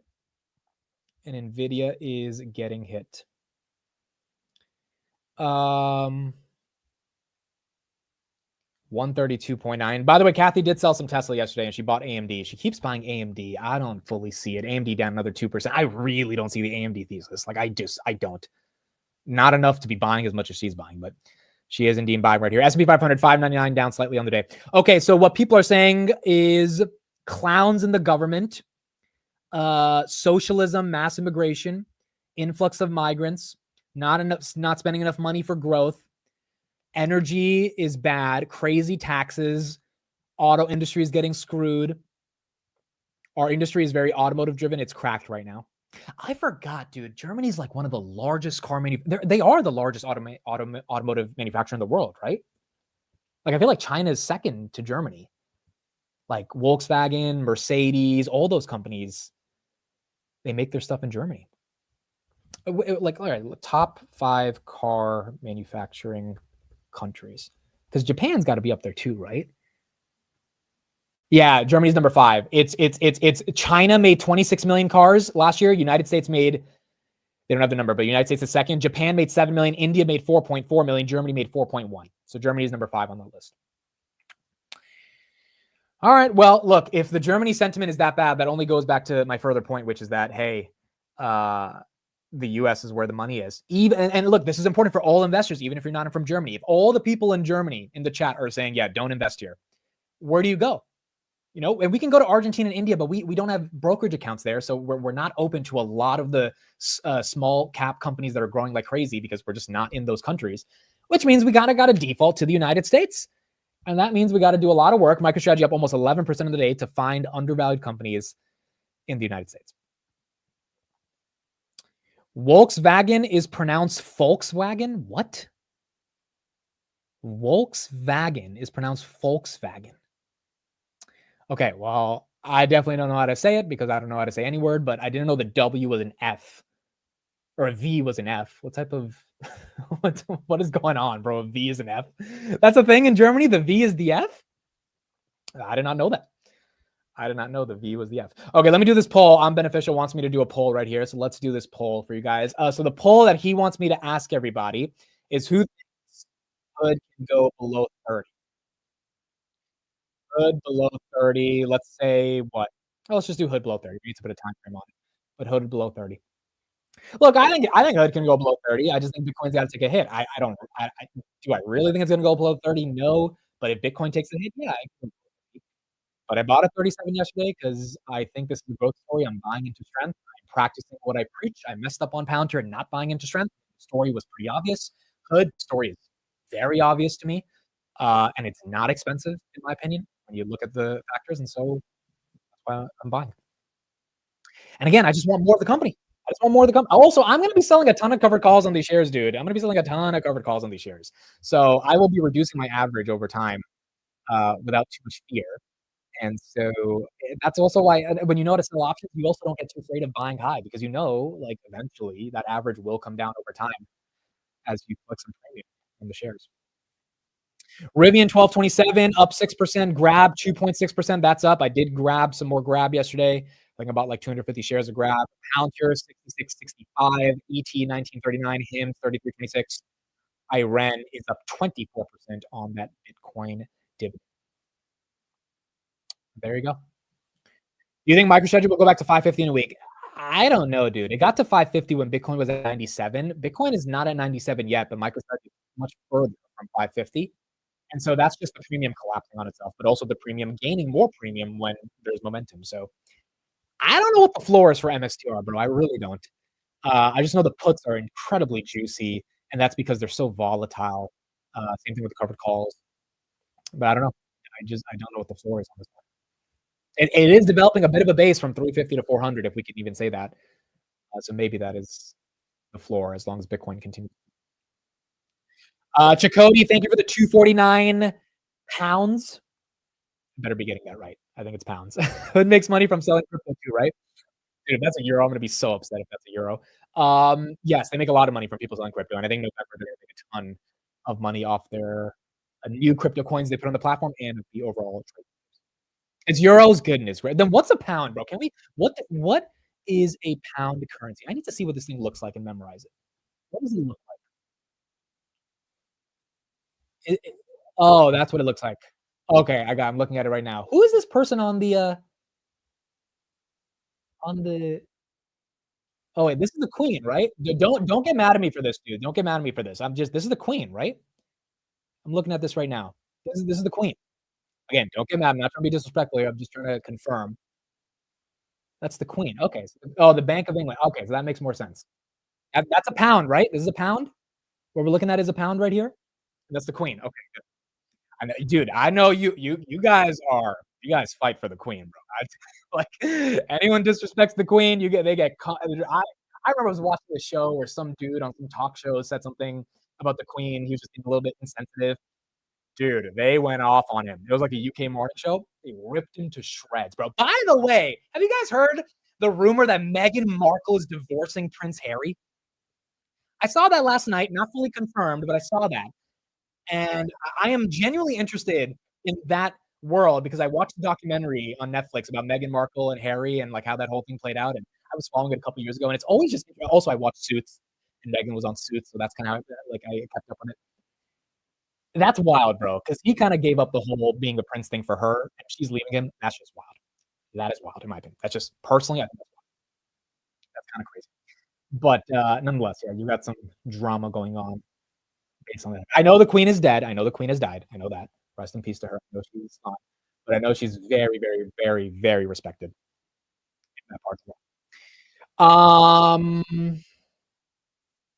Okay, what else do we have going on right now? NVIDIA, Robinhood getting hit at 38 every time, 37.90, but NVIDIA right here at 132, down about 3%. What'd you guys say on the poll? 61% say no, 40% say yes. All right. So it's kind of 60-40, kind of on what this poll looks like for Hood below 30.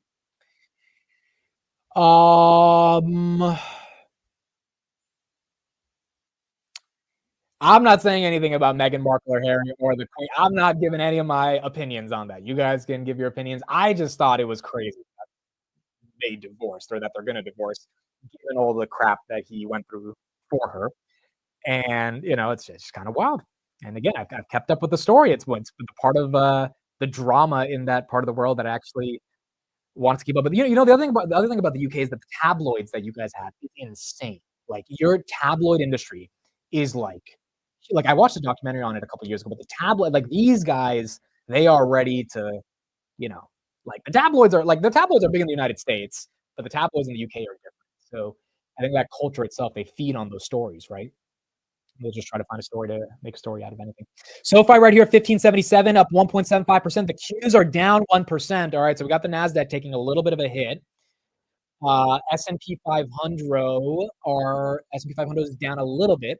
New home sales was good. PCE was good. Market doesn't really care. Gold, slightly up. Gold was down a couple days ago. The worst in the past couple of years. Apple. Okay, can we talk about Apple? Why is Apple up? Why is Apple at 235? I posted this on Twitter yesterday. Definitely triggered a reaction from a lot of people. Look, I think Apple's going to 250. I think the technicals are great on Apple. I don't think Apple's stopping. I am just like flabbergasted at the amount of passive index funds and buybacks that are keeping Apple alive right now. I don't know.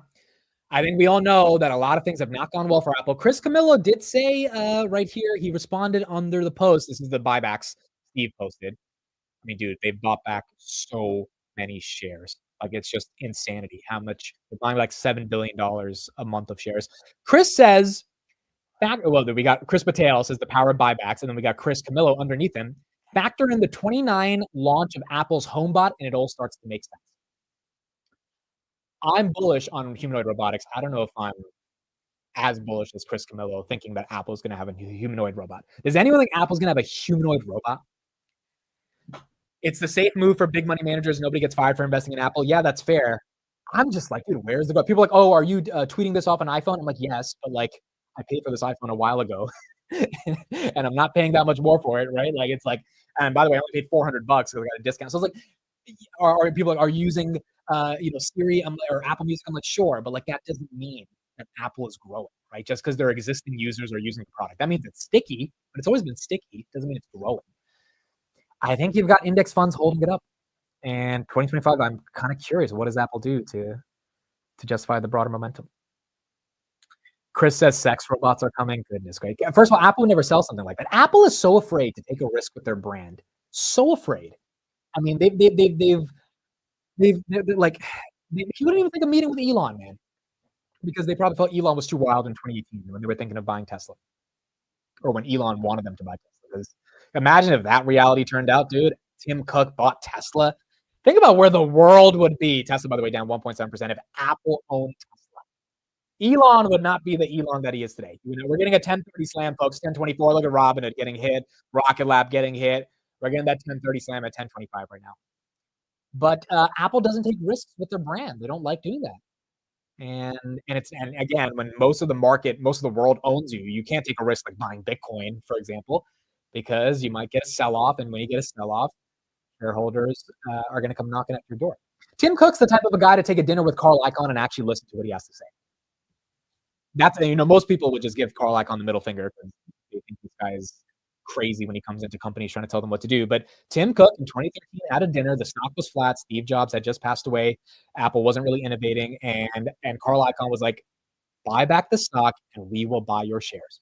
And ever since 2013, they have bought back almost $5 billion a month per month for almost 9 years. And the stock has gone up by like 6-7x. So buybacks and financial engineering has been kind of the value creation right here for Apple. outside of the fact that they have a lot of cash, all that stuff. But in general, not a ton of innovation here. PK, thank you for the $5 super chat. Thank you for your coverage throughout the last year.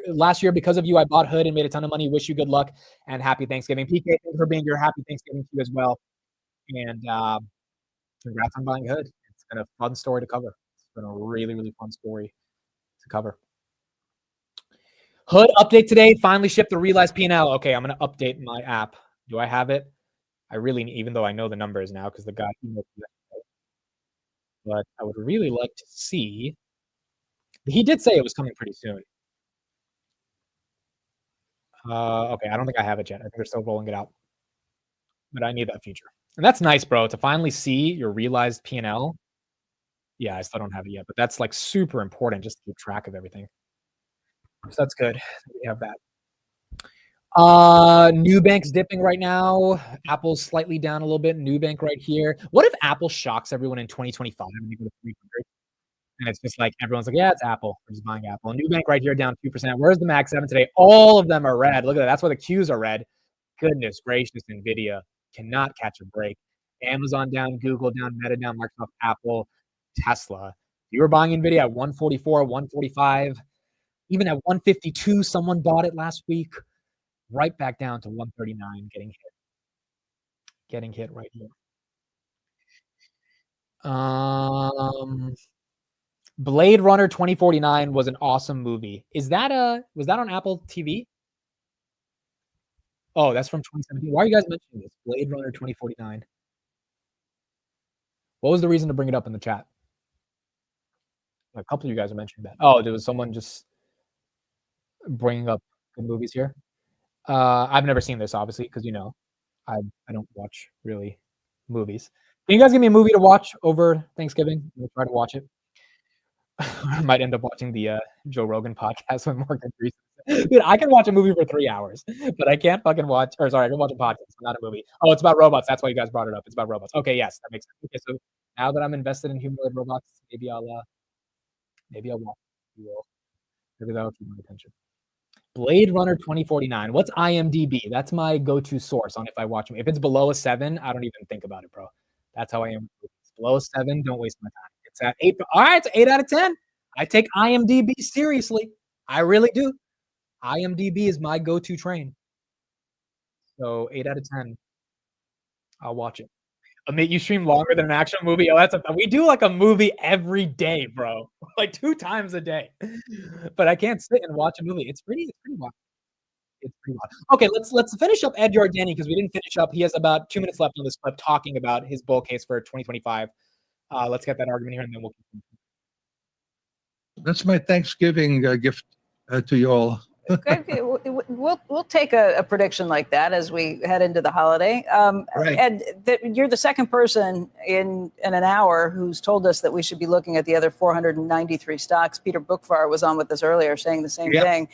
How hard is it to find bargains there? I mean, it seems like a pretty common mantra that people have been saying for a little while now. Look at those other 493. Well, I guess my view is when you look at your portfolio, think of every company as a technology company. They either make it or they use it. If they don't use it, they're going to be a competitive disadvantage. And so I think there's a tremendous amount of pressure to use technology. And it's not just pressure. I mean, it pays off.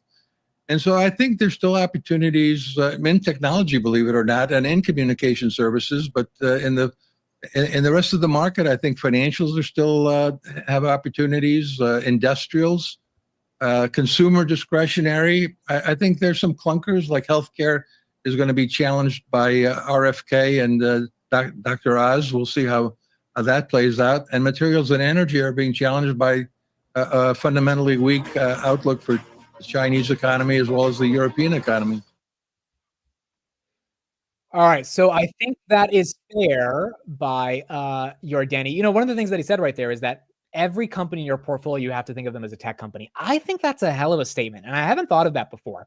Every portfolio in your company, if we are living in the age of transformational technology via artificial intelligence, machine learning, etc., if your stock doesn't have an AI angle to it, unless it's just a pure, like it's a home builder. But even then, Lennar, one of the best home builders out there, guess what they're using? Palantir. Or like all of these companies in some way, they are related to tech. And if tech is the sort of decade-long tailwind that we're on, companies that are not having a tech angle, might just underperform. Now, maybe you don't need them to perform. Maybe you don't need to get an NVIDIA. Maybe you're looking for just the pure dividend from a regular stock that you don't care about the technology. But if you're developing a thesis on a company, like a thesis you want to go long on, then I do think there's an argument where we have to think, how do they relate to technology? And how do they use technology to continue increasing margins? Shout out to Jed right here in the chat. 300K to a milli off Rocket Lab soon. I love it. Jed, I think you have what, 25,000 shares? And you're like at $5 your average, something like that. So if this thing goes to 50, you get close to $1 million, or basically $1 million, which is incredible. Absolutely, absolutely incredible. Not bad. So I agree with Beneficial right here. Here's the question: What would make you sell? What price makes you sell? 4.6. All right, 4.6 is your average. What would make you sell Rocket Lab? Because as you can see in the chat, no one's buying it right here.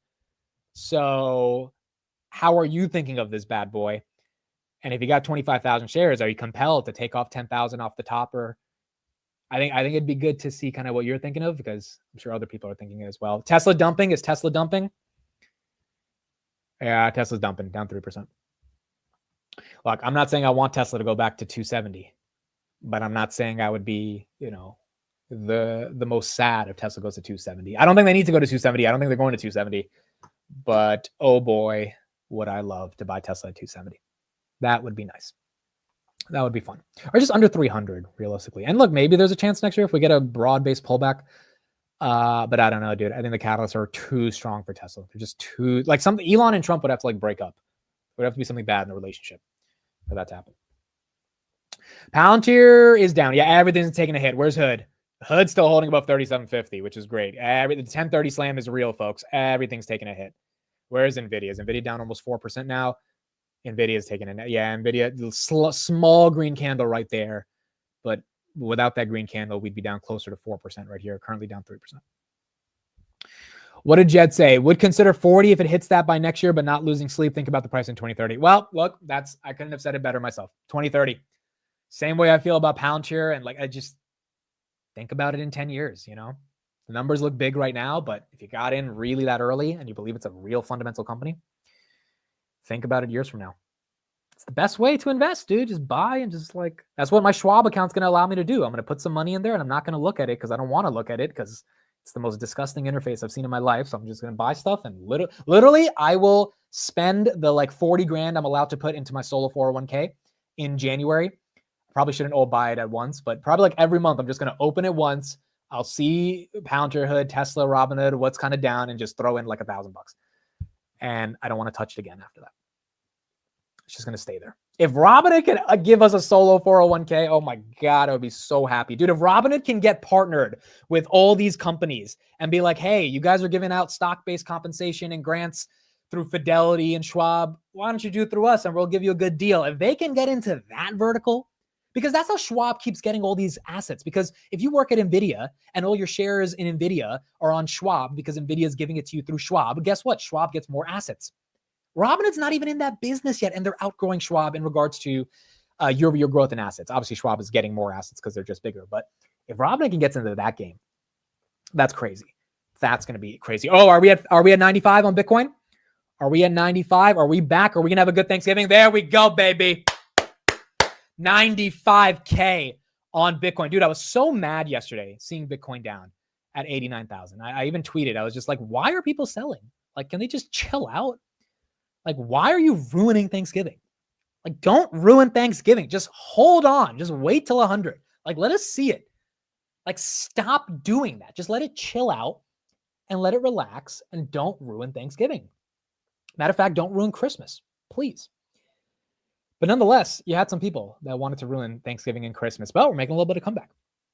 Imagine Bitcoin drops to 85K tomorrow, dude. It's going to be so annoying. The market's close tomorrow, right? Yeah, the market. If Bitcoin drops to 85K and all of us that are in anything related to crypto, obviously with the market not open, have to wait until Friday, then we just know what's coming for us, which is a lot of red. But Bitcoin making its way back to 95,000, which is doing very well. MicroStrategy, 390 up 11%, and then Marathon right here $27. Wow. Marathon, or I thought this was Rocket Lab. No, this Marathon's at 27, up 9%. I think Rocket Lab's also at 27.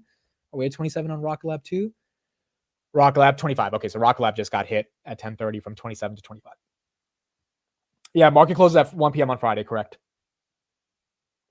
I think Steve will just join the market open, and that's where we'll do the dividend stream, because it makes no sense to start a second stream. So I'll just be live until Steve joins, and then when Steve joins, we'll just keep it. So that'll be like a 5-hour Friday market open.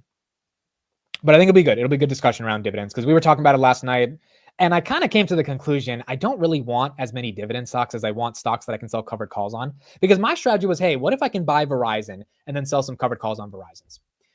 And then we were looking through a lot of the premiums last night. Dude, the premiums are just disgusting on these dividend stocks. And that's because obviously you're getting a dividend. It's like, okay, but like you can make more on the covered call if you can do it effectively. Obviously, the downside to the covered call is that it's risky. Either the stock runs past it or the stock tanks and the covered call is not that great of a hedge. So this is why wheeling's tough. You got to pick really good stocks. Otherwise, you get into horrible situations. And dividends are also nice, but the return is not as good. So I think there's going to be a combination in 2025 of dividends and covered calls. And I still will do covered calls on the dividend stocks, but I'm not going to expect a big return out of them. I mean, you're barely making 1% a month, if that, because they just don't pay that big of a premium. Cardano's over 1. Okay, that's not bad. Let's look at the market caps on freaking coin market. You know what Steve told me last night? Because I gave him shit yesterday on the stream for not buying Ripple. And he was like, do you know that if Ripple goes to 100, I will have like $25 million or whatever? I'm like, Steve, so you're thinking of Ripple as a freaking lottery ticket. Like, you are not thinking of it as like a real position.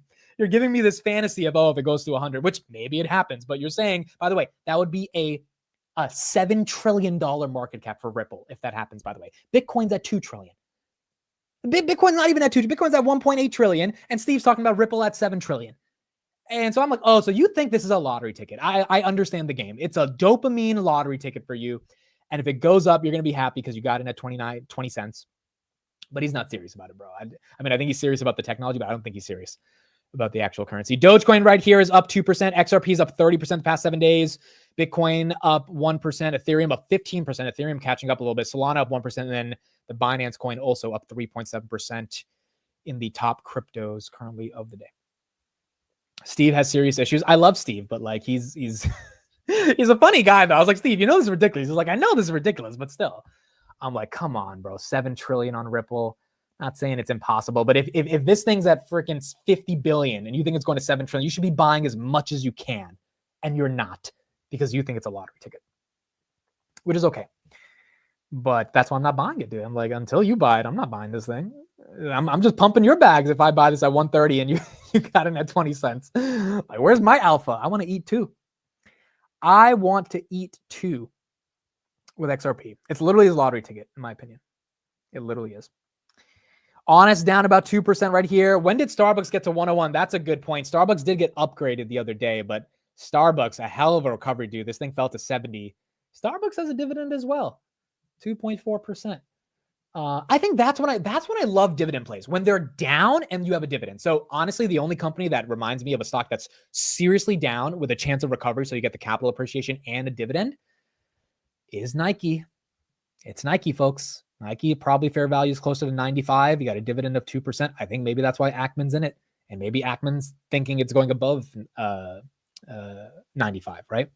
So that's why he might have 60 million shares. But Starbucks, you had a divvy and you had a $70 price. You had a new CEO. Everything changed. Boom. Starbucks back to 100 and you get a dividend, which is not bad. Are you buying Doge? I'm not buying Doge. Not buying Doge. UPS. Yeah, UPS is also another good one. UPS 100%. That is a good one as well. Rocket Lab dumping pretty big. Is it? Yeah. Well, I mean, look, it's up a lot, but it's down 2.4. That Rocket Lab's becoming a little bit like HIMS to me. Don't you think? It's getting very volatile. And it's kind of like people are playing with it in terms of the stock. Like HIMS, you say one headline and HIMS will go down like 20%. Look at HIMS. It's back down to 31. It was at 35, right? Rocket Lab is fragile, but it's holding very well. And again, it's kind of in price discovery. It hasn't been in the 20s since like 3 weeks ago. So I guess it's trying to develop a base. But Rocket Lab and HIMS both, definitely some of the more volatile names. NVIDIA may be down because Nancy sold. I don't think Nancy Pelosi's selling NVIDIA. I think she bought 20,000 shares at 120. She's not selling it at 132 or 140. Nancy buys for a 2 to 3 bagger. She doesn't buy for like 30%. So maybe it could be. We will know soon if she did sell. We'll get a disclosure, but I don't think that would be the case. Would you buy Rocket Lab at 15? I mean, yeah, I guess so. Like, but it's like I just what at 15? What it loses what? So let's do some math. So 25 minus 15 divided by 25 divided by 20. That's a 40% decline. So that means the market cap would lose 5 billion. Yeah, so it'd be a 7 billion market cap. Yeah, probably 7.2 billion, under 10 billion, down 40%. Just that dramatic of a move. I'd probably buy that dip at 15. Probably. Now, I don't think that's going to happen anytime soon.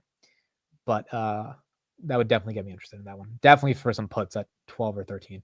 AB, thank you for the super chat. 1,500 on NVIDIA at 141. Buy more now or wait. Look, on NVIDIA, I really don't know if it's a DCA right now. I mean, look, if you have a very long-term thesis, of course, you buy dips that are down 10, 15%. I just kind of think this thing could give us a better price because the rotation from semis to software is legit happening. I mean, like, I think it's undeniable right now. Look at the semis, all of them outside of SMCI, which is down a lot from the peak. Everything's red. Dell, well, we'll talk about Dell in a second. Micron's down 4. Like, this is a bloodbath in semis. And we saw it in the morning, but it's getting worse right now. Either you interpret this as, okay, it's a bottom, or you say it's going to get worse. And I don't know the answer to that. I really don't. But I think that determines NVIDIA. Now, can NVIDIA be the lone duck that outperforms all the semis? It hasn't really done that all year in regards to if NVIDIA goes up, the semis go up. They don't go up as much as NVIDIA, but they all go green, they all go red.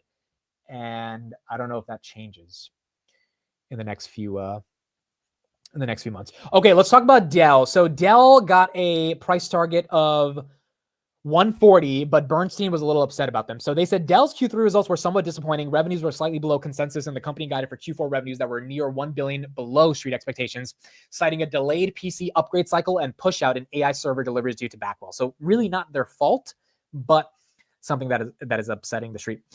We are lowering our revenue estimates and EPS estimates for fiscal year 20 or Q4, for full year or for the next Q4 quarter, and introducing our fiscal year 2026 EPS estimate of 915.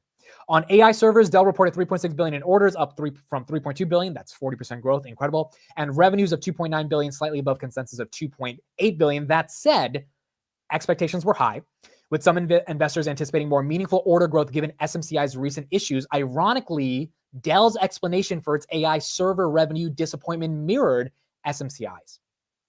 I think that's why the stock is down today, because the street thought there would be a crap ton of demand from SMCI, and they said the opposite. They're like seeing less demand because they have their own server issues. Down 13%. Look, Dell rallied a lot. It was up 80%, 88% going into the print. Still down from that 180 level.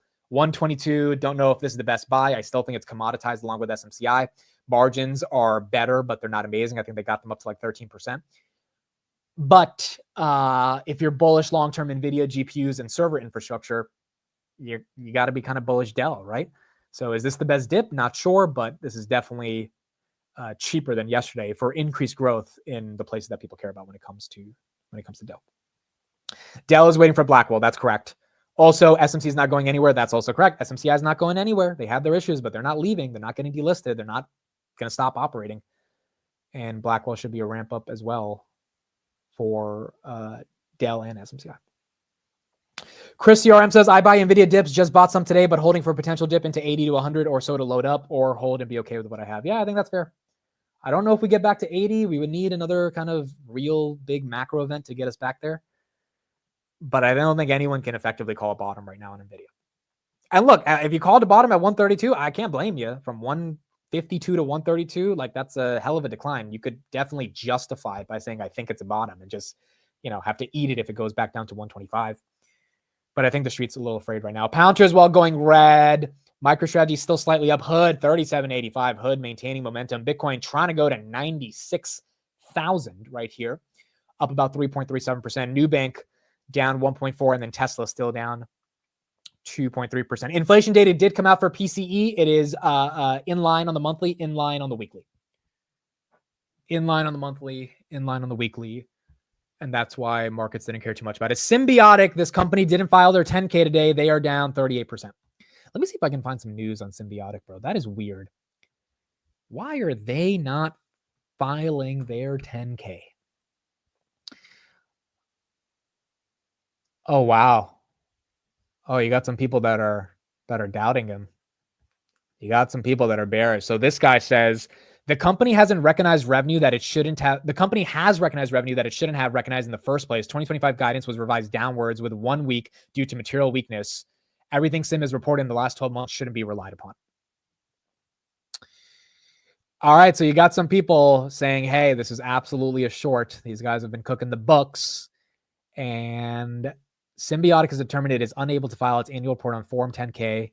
As a result of identifying these occurrences, Symbiotic's earnings press release included restated financial results. Oh, wow. So they're also saying that because we can't file our 10K, some of our financial results are wrong. Look at this. Subsequently, on November 25th, 2024, Symbiotic identified errors in its revenue recognition related to cost overruns that will not be billable on certain deployments. That means they told investors we made this, but they didn't make this. And that's bad. And that's bad. And see, this is why when everyone was saying CrowdStrike's dead, I'm like, CrowdStrike is not lying to investors. They're not saying we did this, but we didn't do this. They just really messed up. And that's bad. But America is forgiving if you can grow and innovate. America's not that forgiving if you're literally going to lie. Then you get your ass out of here. And that's not what happened to CrowdStrike, right? So, but some of these companies, if they're dead ass lying, that is not good. That is not good. Rodney says, you mentioned undervalued U.S. companies. One of my calls at the beginning of the year was SFM. Not sure if it's still undervalued now. This is, I know this stock. This is, what's the name on this one? This is Sprout Farmers Market. Yes, correct. This one is up 211% year to date. Yeah, their growth has been amazing. Their growth has been amazing. If you got in this one, congrats. I don't know if they're undervalued right now or not, but yeah, their growth is pretty amazing right here. Just got a missed call from our boy. Let's call him back. And let's see if he picks up right here. But yes, SFM, this one has been a great one this year. Steve, what's up? You're on the Market Open. I was just calling to inform you I made a little purchase. Ooh, okay. So can you tease us a little bit? Give us some hints about what the purchase is. It's a company that you and I spoke about last night. Okay. Which doesn't really narrow it down. No, we talked about a lot of companies. It's on a downtrend for no reason. Okay. Is it XRP? It is not XRP. Is it Target? It is not Target. Wow. Okay, so what the hell did we talk about then? Hold on. No, don't say it yet. Don't say it. Guys, what do you think in the chat? What do you think? Oh, I think I know. Does it rhyme with Besla? No. Dude, Steve, you were supposed to nail that. You should have. That would have been so. Oh, I mean, I can't say yes if it doesn't. I know. It's NVIDIA. You bought some NVIDIA. It's NVIDIA. All right. Why the hell are you buying NVIDIA down 3%? Well, it's down 3% right now, down to 132.87. So I made a little purchase in 2 accounts. So you like the stock, is what you're saying. You know what? If it goes, I think if it goes down more on Friday, I'm going to buy more. Listen, I think that this has the potential to be the first $4 trillion company in the market. If you're looking, so you're not looking at the Market Open right now, but we're looking at the semi sector right now. Everything besides SMCI, blood red. Like Dell's down 12%. Yeah, that's why I just bought NVIDIA. Well, so here's my question. Do you feel confident that semis are going to come back? It may not come back on Friday, but I've been very confident that when NVIDIA reports Q4 earnings and you see the year-over-year growth from 2023 to 2024, and you see the quarter-over-quarter growth, that people are going to be like, wow, we got this wrong, considering that their profit margin's 54.5%. Blackwell demand's off the charts. Big tech is spending more on CapEx.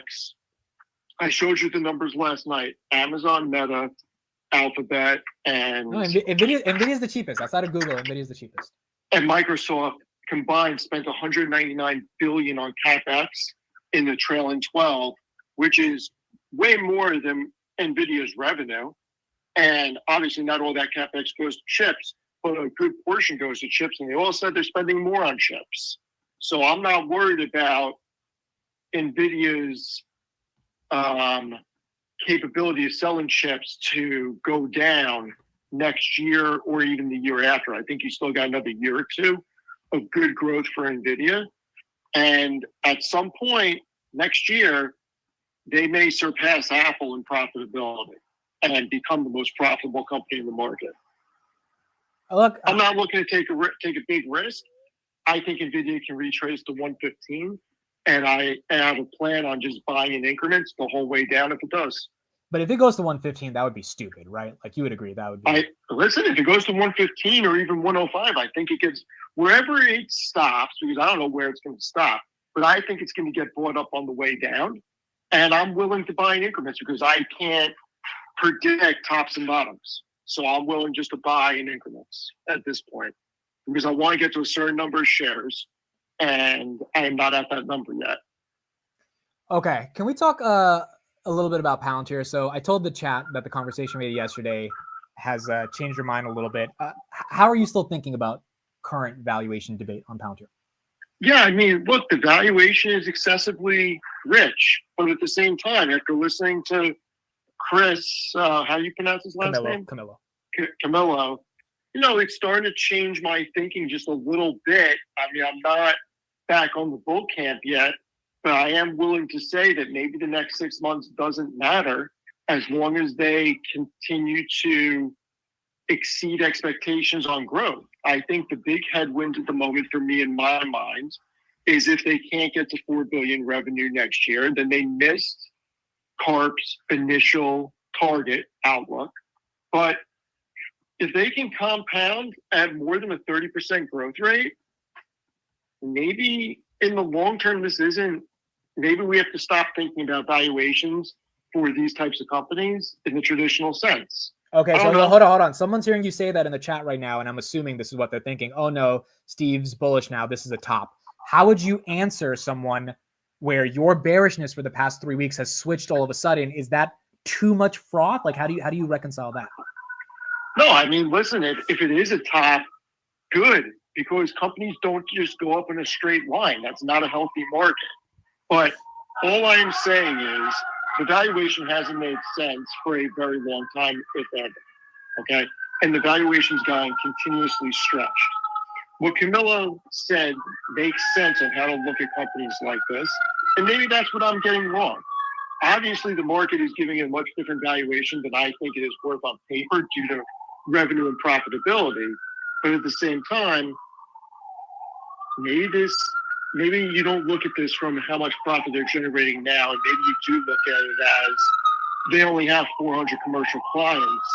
Steve, I am never moving to New York for this one reason. Those damn alarms are ridiculous. No, but they're not alarms. It's fucking fire department and police. No, what do you I want? know. It's outside my fucking office. No, I know, and it's not your fault. I'm just saying that's the problem in New York. But okay, so your point is that valuation can't be the concern if they're just like an exciting generational company? No, not exciting. But look, if they really do have the prospects of getting 10,000 commercial clients over the next 5 to 10 years, and they're only at 400, what does their future profitability look like? But that's only one piece of the puzzle. And that's why I'm saying maybe I got to stop looking at Palantir like that. But then I go back to, even if they get 10,000 clients, Salesforce has 10,000 clients. You look at Salesforce's numbers. Yeah, but Salesforce is Salesforce. Is what? Salesforce nothing. Don't do that. Don't do that, because I showed you the numbers last night, and they grew year-over-year revenue at 11.5%, and they're a gigantic company. So they're not a dead company. It's not that they're not growing. They're still growing in the double digits, and they're putting up over 11 billion in free cash flow. So don't do that. No, yeah. Look, the free cash flow number on Salesforce, I can't deny.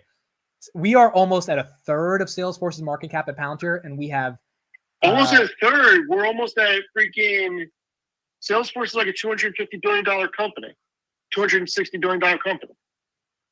Okay, so we're at actually no. Salesforce has been going up. What's the new market cap? I think it's 300, right? I think it's 300. Okay, so it's 300. Palantir's at 160. Okay, so let's just say we're 50% of their market cap, but we are doing 1 billion, and they're doing 11 billion in free cash flow. And we don't even do a tenth of the revenue. I get it. So that's why I've been saying that's on all the I'm show, saying. We don't even do a tenth of the revenue, and that's a legit statement. Salesforce does $36.5 billion revenue. Palantir isn't going to make $3 billion this year. Right. So the They'll number be lucky if they do so 2.7. there's no way the numbers can get to 150. But you're telling me that you just think Palantir is going to grow into it. That's kind of the shift in a little bit. Yeah, maybe they do. I mean, maybe they do. I don't know. Maybe this can continue to stay like this. I don't know. But on one hand, I understand how Kris is looking at it. And look, the guy's made a ridiculous amount of money. He's called a ridiculous amount of things correct. And you got to believe him when he says that he has 70% year-over-year returns for the past 18 years. I mean, it's hard to discredit. I don't know how you can discredit what he's saying, considering his track record of being correct. And that's probably the only reason why I'm even giving it any consideration. Wait, so you wouldn't listen to me making that argument, but you're listening to Kris because he's made money. Well, he has an 18-year track record of being correct. I'm just messing with you. But look, no, I get it. I think he has a point. It's momentum-based trading. Yeah, and he has a point. But here's the problem. The momentum could die off. That's my fear with this. Yes, that could happen. That is my fear with this. And then what if Palantir doesn't come up with exciting growth rates on revenue next quarter or the quarter after? Like, this is not something where, okay, it's going to go down by 20. Thank you. But this is, what are you getting? Are you getting a coffee? No, somebody just brought something in my office. Okay. This is what we talked about last night. I don't think any of us think they're going to miss over the next 3 quarters. Like maybe a couple years from now. I hope they don't. I don't think if they miss over the next 3 quarters, any numbers like EPS revenue, it's not going to be pretty. And I think they know it's not that. going to be pretty. It's not going to be, and they know that. And the entire narrative is going to take a hit because Palantir is supposed to be the premier AI name that is growing. Don't forget, great companies beat on the top and bottom and still go down. Correct. Yeah, that's true. But the crazy thing was last quarter, we thought would that happen and we thought they would go down, and obviously it didn't. But I guess, valuation eventually, the street kind of factors in what they think. I think, and I think you think this, the street thinks this is going to $1 trillion. I know you don't believe it's going to $1 trillion, but if the street thinks it is, that's why they're buying it at 150. I mean, I don't think this is going to $1 trillion. I don't anytime soon. I'm not saying it can't happen, but I mean, it's just when you don't have Oracle, Adobe, Salesforce, any of those companies at $1 trillion or near $1 trillion. I think the largest market cap of those is probably Oracle. They're like 650 or something like that. It's very hard for me to get behind Palantir's going to $1 trillion anytime soon. Because think about it. All right, great. It's on cutting edge AI. It's a cool industry. It's all the talk of the town. I get it. But at the same time, at some point, this is where I always go back to, at some point, numbers have to freaking matter. Yeah, I mean, I guess they just got to put up the growth, and we will see. And that's part of investing. I mean, look, Palantir could keep going up. I mean, if this goes to 100, let's just say this gets to 72 heading into earnings, okay? Let's say it gets to 72 heading into earnings. That means you haven't had a retracement since 40 or so. Are we saying that it goes to 100 by March then, if it has exciting earnings? Maybe Palantir plays by different rules, Maybe they make maybe up it plays the rules. by different rules, but I mean, that would be insanity. I mean, it's already insanity, bro. We're almost at 150 billion, or we're at 100. Like but you just said so you're agreeing with me that this is insanity. I've been saying for the past 3 weeks this valuation is insanity. I'm just making sure, because this is not NVIDIA that is growing their net income by 2, 3, 4, 5. The only difference between yours and mine's perspectives is you're saying it needs to come down. I'm saying I don't think it has to. It can normalize here and be. Well, I'm not saying that has to come down. I'm just saying that this is a valuation that it actually needs to grow into, that just can't keep going up from here. That's what I'm saying. Well, you've been right, because we've been flat for the past 3 weeks at 60. So you've been right. Oh, great. Flat for the past 3 weeks. How about flat for the next 2 years? I mean, look, it's possible, but I think the momentum that they have, it's going to be hard to necessarily be flat. Also depends on the bottom market. And remember, here's something people need to also remember, okay? Cloud computing was all the rage. SaaS was all the rage for a long time until it wasn't, okay? And that changed how businesses operated. It changed the landscape for a lot of things.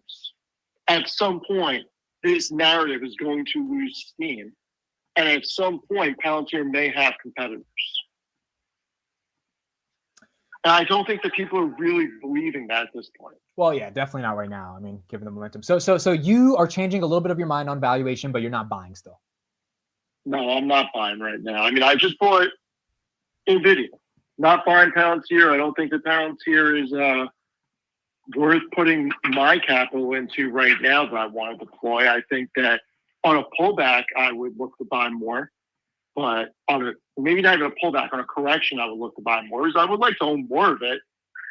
But I mean, if you give me a choice between Palantir and NVIDIA, I'm taking NVIDIA here because the numbers actually look cheap based on their growth and everything they're doing. I mean, I think you're right about that, but I do think NVIDIA is selling off because of that rotation into software. It's just going to be a question over the next couple of years. Yeah, that's fine. I hope it freaking holds further so I can get more shares.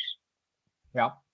Okay. I would rather write a lot of contracts on NVIDIA every week or 2 weeks.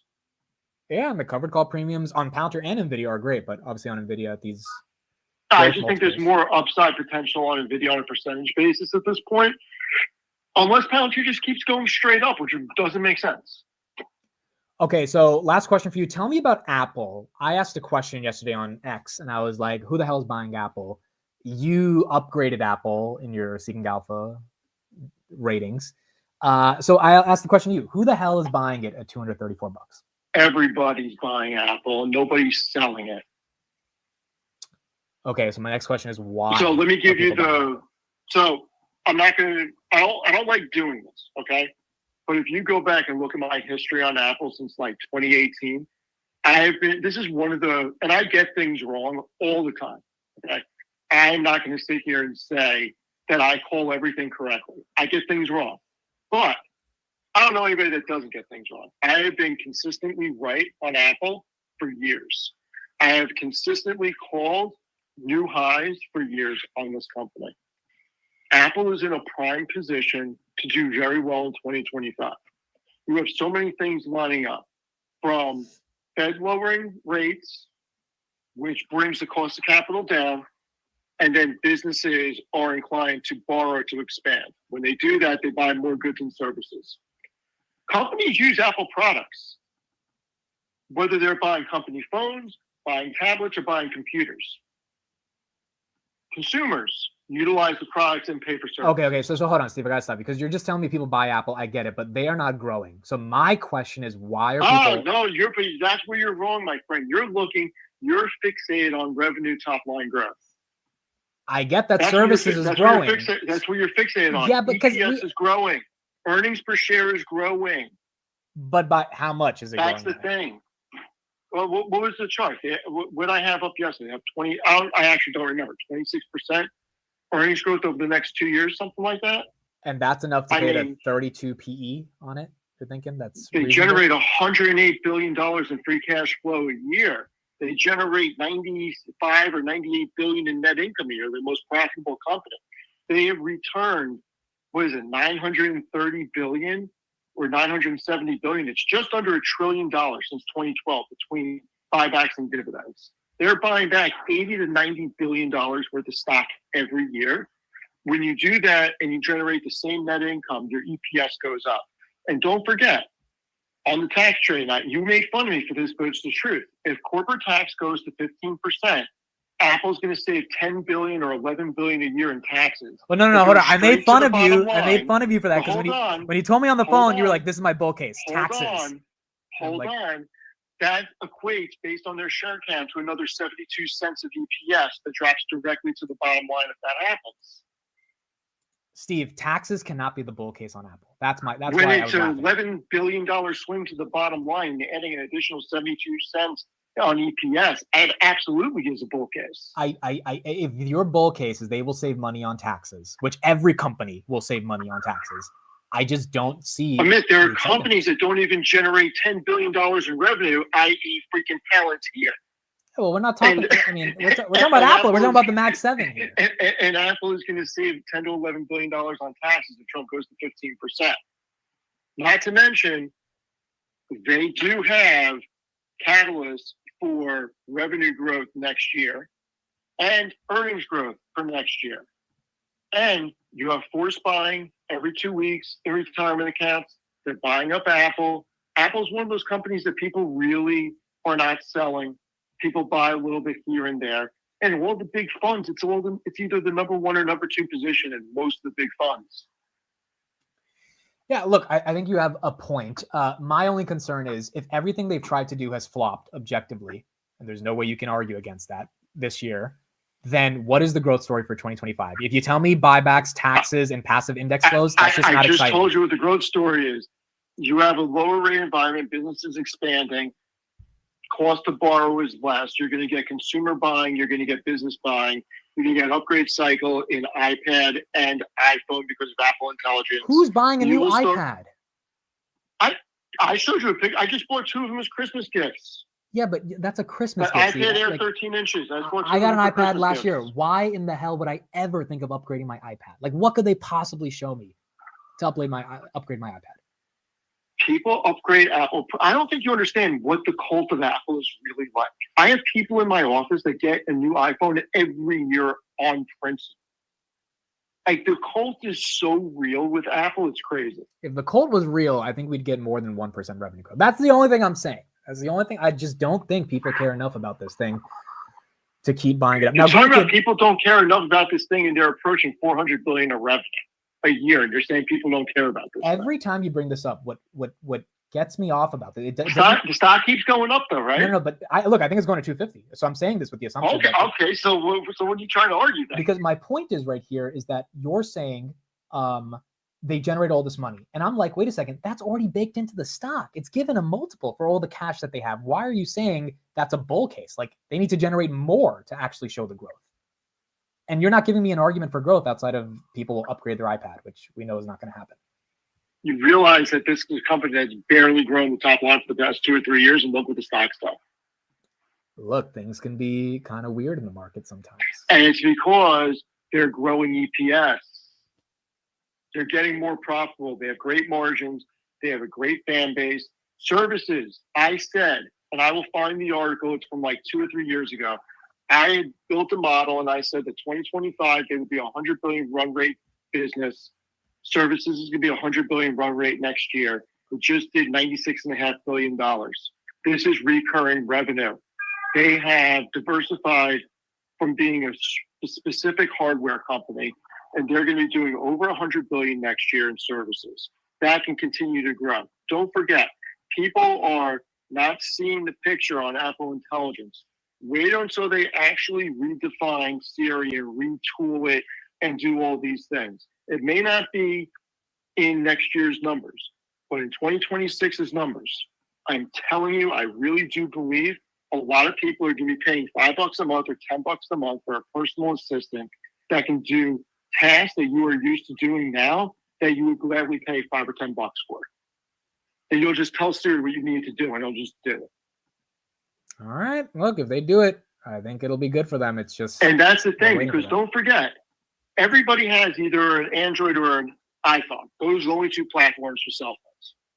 Nobody has a BlackBerry. I don't even think there is another platform besides those 2. So all right. So last question on this, and I'll let you go. Would you rather buy Tesla here or Apple? Oh, don't do that. No, it's very simple because I know my answer. I'm curious about yours. I mean... Like, if I said Palantir or Apple, I know you would pick Apple. You're talking the next 10 years. I got to say, even though I think the valuation is crazy, I think Tesla's going to be the biggest company in the market in the next 10 years or so. Okay, I agree. So that's but I said it. At the same time, if you're talking short term, I'd probably go Apple. But long term, there's nobody that can convince me that Tesla is not going to be the winner take most in robots. And there's nobody that convinced me that there's not going to be billions of robots on the earth in the next 10 to 20 years. I mean, I don't think people understand what's coming. I agree. All right, Steve, we'll talk to you on Friday, 12 p.m. You'll join the stream, and we will discuss dividends for everybody on Black Friday. Did you buy anything today? No, I bought nothing. I did my buying of Hood yesterday. And I mean, Apple does have a dividend, so it'd be ironic if we just buy some Apple for the dividend portfolio. Dude, why don't you buy some Apple? Get your beak wet a little bit on some Apple. Well, if I was going to buy a dividend stock in the Max 7, it would be hand over fist Google. That's just like 100%. I mean, I actually almost bought more today. I think that very undervalued. And I think once this administration comes in, a lot of things are going to change for big tech. I really do. All right. Good stuff, Steve. Thank you. I'll put your Seeking Alpha in the chat, and we'll talk to you Friday. Oh, Citigroup put an article out this morning. You want a financial that's undervalued. You should actually read that article because Citigroup could run. Keep running, actually. I'll put it in the chat right now. So for those that are trying to bet on some financials, here's Citigroup, which is one of the more undervalued banks. Article in the chat. It's trading at like 68, and the book value is 101. Tangible book value is 89. I mean, they have an LDR ratio of 0.51. They have 100 and. Okay, save it for the dividend stream. We'll talk about it in the dividend stream. I can't believe you're looking forward to the dividend talk. I like it. Dude, everyone's looking forward to it. People want some fixed income, baby. They want some divvies. So yeah, because everybody's made a fucking ton of money in the market this year. Yeah, we spent like 20 minutes today trying to figure out, is there the same conversation you and I have every day? What is a stock that's like a Palantir, SoFi, Robinhood, Rocket Lab? I don't think there is. I don't think there is either. I can't find it. I can't find it either. I mean, somebody should tell us because we can't find it. I mean, there's things that are undervalued, but I don't think that there's any clear-cut thing that is a 2, 3, 4x the way that there was last year. No, and none of the chat. Some of the chat was naming these penny stocks, but you can't bet on the penny ones, right? Like, no, I don't want to hear any of that stuff. Yeah, so it's tough. It's tough to find a new one. Like, I'll take a risk, but I'm not taking that type of risk. Agreed. You know, give me at least a small cap stock that's got some potential. Yeah. All right, Steve. Thank you. I'll talk to you. All right, you're a good role model. I'll talk to you later. All right, appreciate it. Thank you. Bye-bye. He always says I'm a good role model every single time. Kris CRM, thank you for the $20 super chat. Appreciate you, man. Happy Thanksgiving, everyone. Amit, thanks for the work you do. Learned a lot this week. Go Palantir. Thank you, Kris CRM. And thank you, everybody, for being here as we have Thanksgiving coming up. Kris, you got to join that stream so you can get your thoughts into that as well. It's going to be Friday, 11 a.m., 12 p.m. if you can make it. That'll be an important one if you can make it to discuss. Okay, cool. So we're going to watch one clip right here on CNBC. We got Jeffries analyst talking a little bit about what they think is going on into 2025. We got Deutsche Bank at 7,000. We got Ed Yardeni at 7,000. Let's get Jeffries' perspective. And after that, we will end out the show. But before we end out the show, I'm going to ask you all a question. Since Thanksgiving is tomorrow, you guys probably can think of the question, which is, what are you thankful for? So we'll do that question as the final segment for today's show. And then I'll be back for the market close anyway. So you guys will see me later. So let's listen to this, and then we'll keep going from there. Chief Market Strategist David Zervos, who joins us here at Post 9. I saw you reacting to Steve off camera. Your thoughts? Well, first, just let me apologize for sounding like RFK Jr. a little bit. I'm running. My voice is just running out of steam after the post-election period. It's a lot of calls with a lot of clients and a lot of running around. So I wanted that caveat up front. Okay. I don't think the data matter that much for the Fed. This was a pretty down the middle data print. It's an important one, but I don't think there was any surprise that would get them to move either way. I think the markets so far have told you that.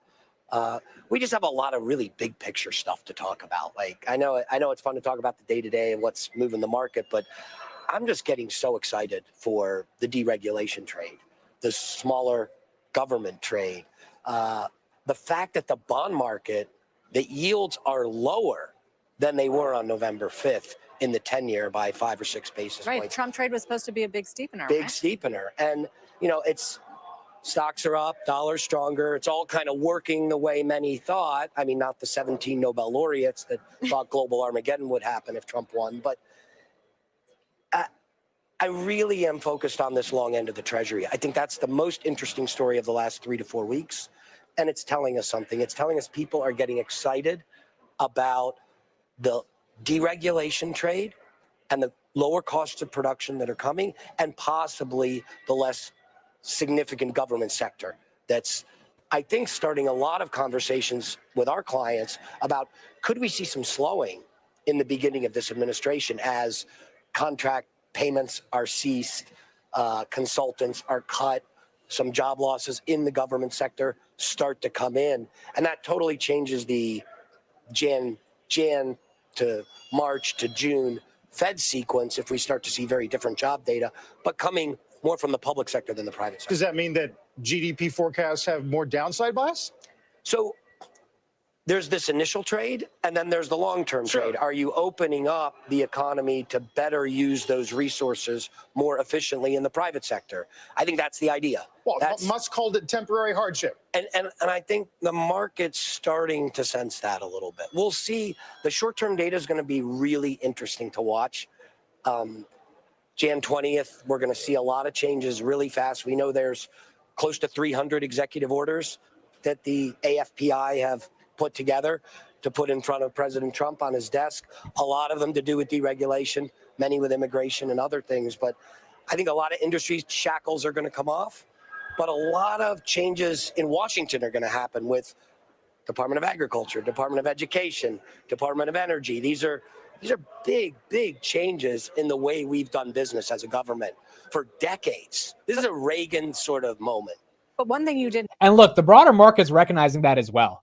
And that's why we're seeing this 10-year take a little bit of a decline. And we're also seeing these analysts call for 7,000 on the S&P. I mean, if you really think this is Reagan-esque in terms of deregulation, we're in for a lot of good years of growth. And you kind of just have to have an elevated target. Guys, Kris is going to be joining. He just said in the chat. So we will delay the What Are You Thankful For segment for probably like another 25 minutes as we get Kris on the show. But we'll keep the market open going for another 25 minutes. Not mention that you were excited about is tariffs. And that's something that we're already getting a pretty good whiff of. You know, I think it's always something I've pushed back to the side along with immigration, because I just don't think the stagflationary outcomes that people are pointing to, the magnitudes are big enough. We'll see. We saw tariffs last time. We saw 17, 18, 19. He did it. What happened to inflation? Not much. They weren't as widespread, though. Well, we they were don't more know targeted, yet. Steel and aluminum. We China. don't know yet. We don't know whether it's tactical or not. Let's see if his tactics work to get prisoner releases, get open markets for our products, get fair trade, get geopolitical tensions down. We'll see. That's the history of Trump tactics, is you go in big. And I think Wall Street's giving him the benefit of the doubt on the art of the deal style. And they're not going, oh, yes, you're definitely going to do this number. The market closed at the high yesterday. And I love it. I love the way we're lining up. We finally, in your note, you talk about the difference between deregulation and deregulatory capture, and you make a distinction in the selection of Scott Bessent versus, for example, a Bob Rubin, somebody who came from the banking side. Yes. What are you trying to get at there, David? This Scott Bessent guy, the market loves him, by the way. So I think that is also something that's bullish for the broader markets going into 2025. Look, when we go through a deregulation period, industries can capture that deregulation just like they use regulation to capture an industry, a la what George Stigler, the Nobel Prize winner, used to write about out of the University of Chicago. If you think about what happened with Graham Leach Bliley, with the end of Glass-Steagall, with that 1990s deregulation, that set up the ability through deregulation to have a regulatory backdrop that still forced a bailout in 2008. And it allowed banks to do things, commercial banks to do things that were really unsavory and ultimately blew us up. And so as you're rewriting the regulatory structure, either through deregulation or more regulation, having the insiders, having the industry write that is always a dangerous game. And what I'm happy to see in many of these positions as we go into a deregulatory environment is not executives from the biggest parts of the industry that have already captured a lot being part of that deregulatory unwind. And that made me very happy when I saw Scott's name there. By the way, I think Mark Rowan, is an outsider as well, coming from Apollo. These are not the insiders of the commercial banking industry. So that's also fair. I mean, you got people that are coming into this industry that definitely have their own interests, but might not be the former Goldman Sachs executives. And that might be one way where deregulation maybe doesn't blow up over the next 5 years for the economy. Kris, happy Thanksgiving Eve. What's up? Nothing much, man. Just I'm liking this trend of Milton Friedman kind of like going to the forefront with the Trump administration. So I know the whole theory right now, and this is like a counterbalancing argument between two different schools of thought, which is high tariffs are going to equal inflation, right? And then the other side is saying, well, what if we cut back on government spending, right? And so if you're in the Milton Friedman camp, the Milton Friedman camp pretty much says like, look, government spending is the main culprit behind all of this. And if we just control government spending, the rest of this stuff kind of like works itself out. So like, take a look at this thing real quick. Let me just play on inflation. Hold on. Sorry, not this. And I think this is something that all viewers should probably just watch real quick. Let me give you the shortest one. By the way, guys, market's definitely taking a little hit. Rocket Lab's down, Palantir's down, S&P 500, Bitcoin's 95, S&P is at 598, down about 1/3%. Okay, take a look at this. Inflation is made in Washington because only Washington can create money. And any other attribution to other groups of inflation is wrong. Consumers don't produce it. The trade unions don't produce it. Foreign sheiks don't produce it. Oil imports don't produce it. What produces it is too much government spending and too much government creation of money and nothing else. Yes, sir. I'm a firm believer of that because I think if you look at like the general trends, when the government really goes out of its way to print more money, put it into the market, it gives it to the people go out and spend it. And there you go. Now you've got yourself inflation, right? The other stuff is very subjective, like, oh, tariffs. Like, here's an example. People are like, oh, if you put tariffs on China and Mexico, you know, we're going to have high inflation. Okay. Like there's now other 200 other countries that supply chains could be moved to. You know, so, and the other thing is it's not a guaranteed or nor is it set in stone that we're actually going to be using these tariffs. It's just a threat, you know, you think and the threat seems to be working. You think the market doesn't care because it's a threat and there's alternative options outside of China if we do have to move something? Yeah. I think the bigger story here is government spending cuts are super deflationary. And you know what? This is the challenge that we're going to be facing next year, which is, believe it or not, we could have a mild recession. You know, with all the government spending, all these people are going to be on the unemployment line. You know, like there's going to be cutbacks to consultants, cut back to all these government agencies that spend money on X, Y, and Z. You know, these all things could reverberate in the economy. I mean, the way that things work is simple. I produce dollars worth of goods and service. I buy from you dollars, goods and service. You buy it from the third party buys it from me. And that's how the economy works. Now, if one of us now loses our job, I don't buy from you. Now you have to replace me as a customer somewhere. Yeah. Right. So now it just keeps going around in a circle. So this is the kind of stuff that just have to understand and hopefully. So what is your take on some of the numbers we got today? I want to ask you about two of them. Personal spending is up. Good or bad? Bad for the inflation picture, good for the economy. That means that the consumer is still strong, right? But you are starting to see some pockets of weakness in delinquencies. I don't know if you've been tracking that, but I haven't. Do you have any data on that? Do you have something? Yeah, auto delinquencies are starting to rise. I forgot to mention this yesterday. I was looking at this. Yeah, you're right. Also, one of the things that not a lot of people are mentioning is the number of cars sitting on the lots is like crazy right now. So it's a dealership. I was looking at the data. There's like 3 million cars sitting on dealer lots right now. I mean, dude, how do you think I got 15 grand for my old Civic? I couldn't believe that I was getting that much money.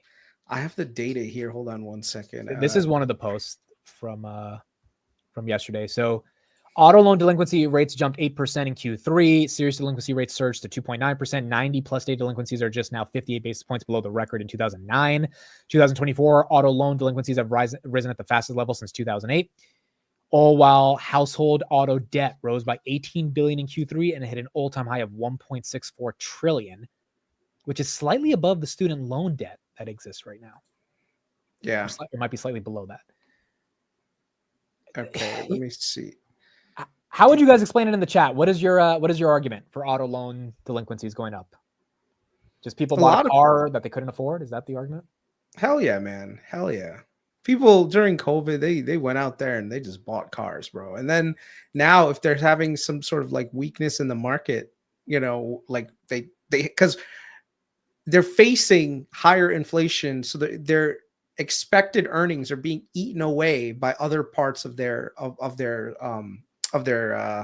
economic situation, right? If food is going up, food is more important than the car payment, right? That's true. Place to live is a little bit more important than that. You know, you're gonna need electricity, so kind of like Grand Theft Auto 6 is coming. Yes, that's why. yeah. I mean, these are all things that we just all have to keep in mind. And So you're saying a lot of people bought cars 2 years ago that they had no business buying. That's what you're saying.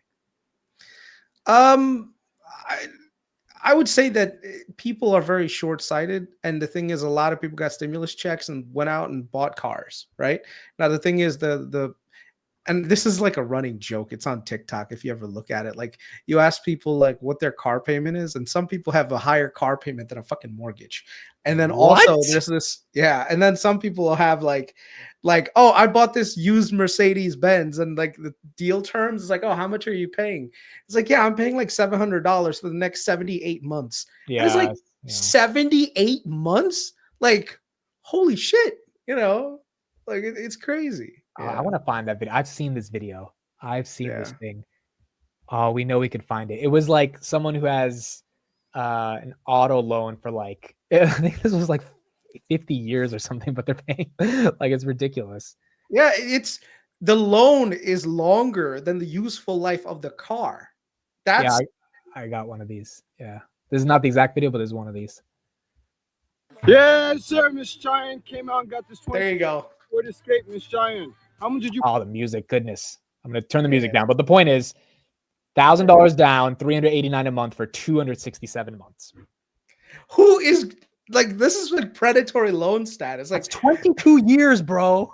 Like this is ridiculous. This is not good. Yeah. I mean, this is the kind of stuff that, like, eventually people are like, wait a second, my car doesn't even work and I still have to make these auto loan payments. Screw that shit. I'm not paying it, you know. And now it's a delinquent loan. Okay, so how much does that affect? Should we be scared about that? 2025? Maybe. I mean, I'm telling you, this is the kind of like there's this guy. I don't know if you know Caleb Hammer. Yeah. I've watched some of his episodes. I stopped watching because I was disappointed in life. Like I was like, man, this is sad. Some of these people are in like hundreds of $1,000s in credit card debt, you know, and they're making good. The guy, money. people have seen him. Put in the chat if you've seen this. This is the guy who brings people on the show and he yells at them for like spending a lot of money. I don't watch it either because I don't know. It feels very disgenuine to me. It's just weird. But like, yeah, there's obviously a lot of people that don't manage their finances at all, right? Yeah. But they weren't taught to manage their finances, and because they're not taught, they get caught in this endless stream of work for the rest of their lives. It's almost like the school system sometimes like a factory, right? Where it's literally producing docile workers who are indebted to society and basically just exist to serve. You know, like that's a sad reality. And they're taught money is evil, so they think Elon's evil versus thinking, hey, maybe Tesla's like a good investment, and then right. You know, the other thing is people are not taught like, hey, maybe you should go without some of these things that, you know, like you don't need to have a new car. You could buy a used car. Yeah. Most people should be buying used cars. I have no shame in saying this. My wife, when she got out of pharmacy school, right, and I wanted to get her a new car, I got a used Lexus. It was great. We still have it. It's an amazing car, you know. And we got that money into the markets. Right. And we took the same money that we would have spent on a new car and we put it in the market, and the freaking thing's like 10 times higher now. So the key is like right now I'm looking at a Tesla. Okay. Because I've spoken to you about it. Now, I didn't realize this, but when I went to the Tesla dealership, by the way, I got to talk to you about autopilot. It is on another level, dude. Used it? Oh, you got to tell us about that. Hold on. Start from the beginning. How was the Tesla experience? Tell us about that. Okay. So a couple of things ran like I wasn't a fan of, and maybe you, because you went from ICE to electric, you can agree or disagree.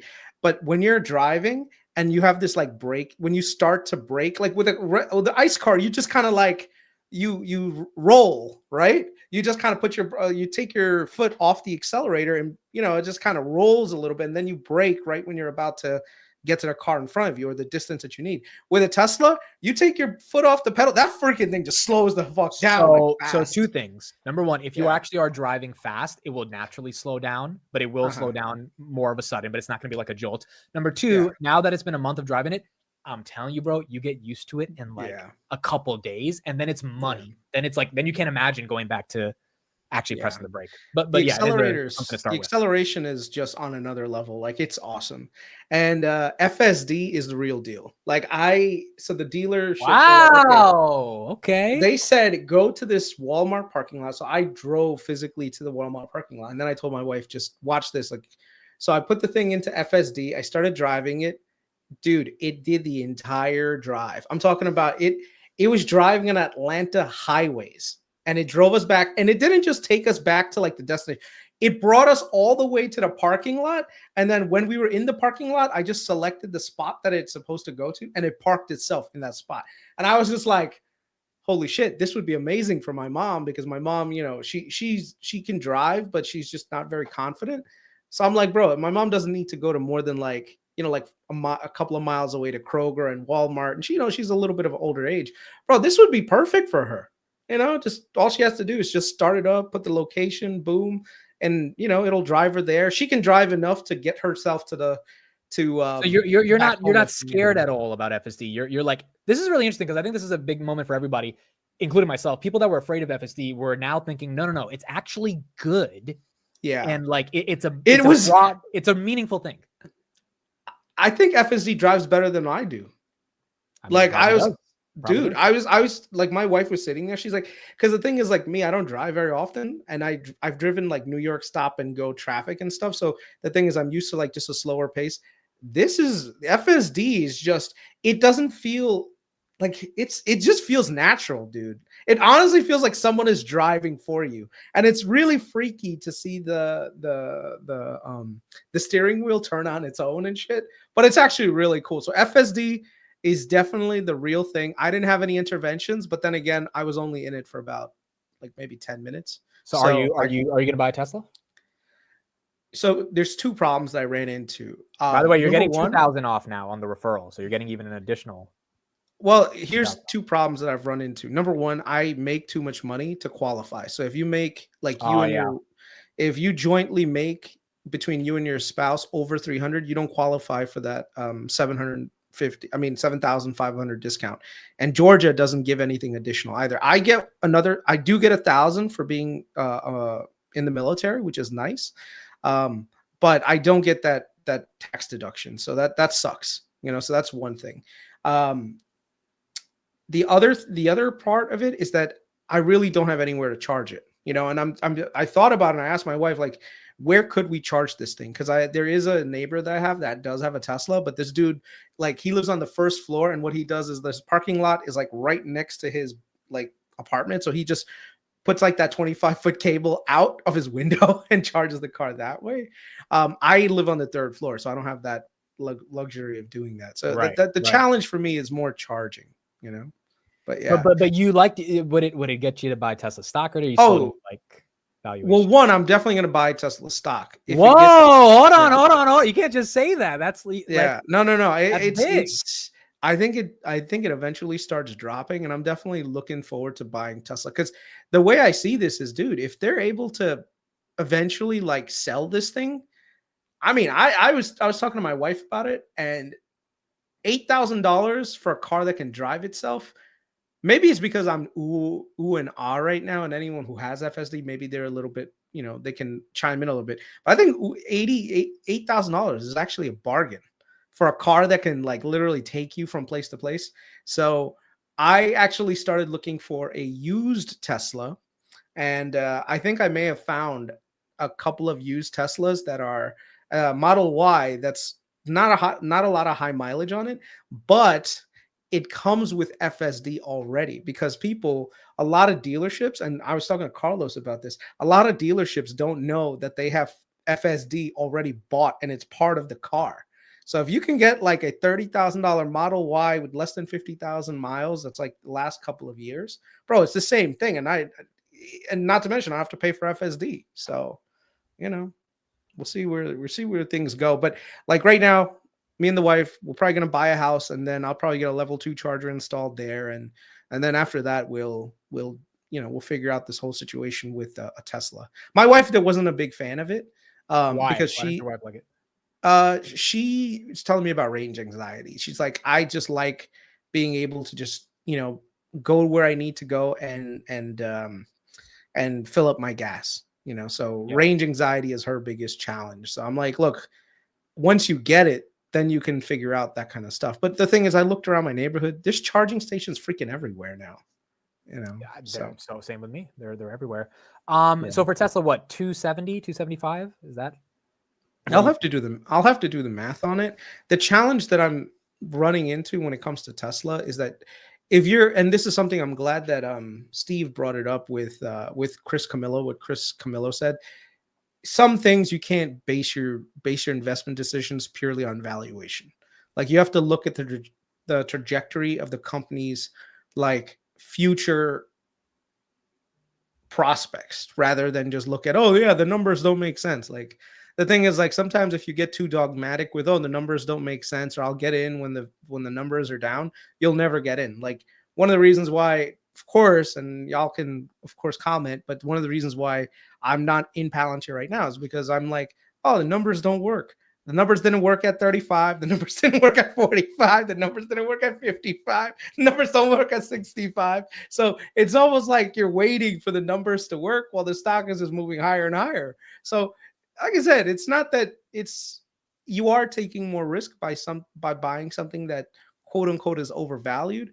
But if you look at every single investment that way, you're not going to get very far. So you have to layer that on. And my investing style is a little bit more dogmatic, and it's really hard for me to break out of that shell. So, and I'm not going to. So we'll see. I think that's fair. Yeah.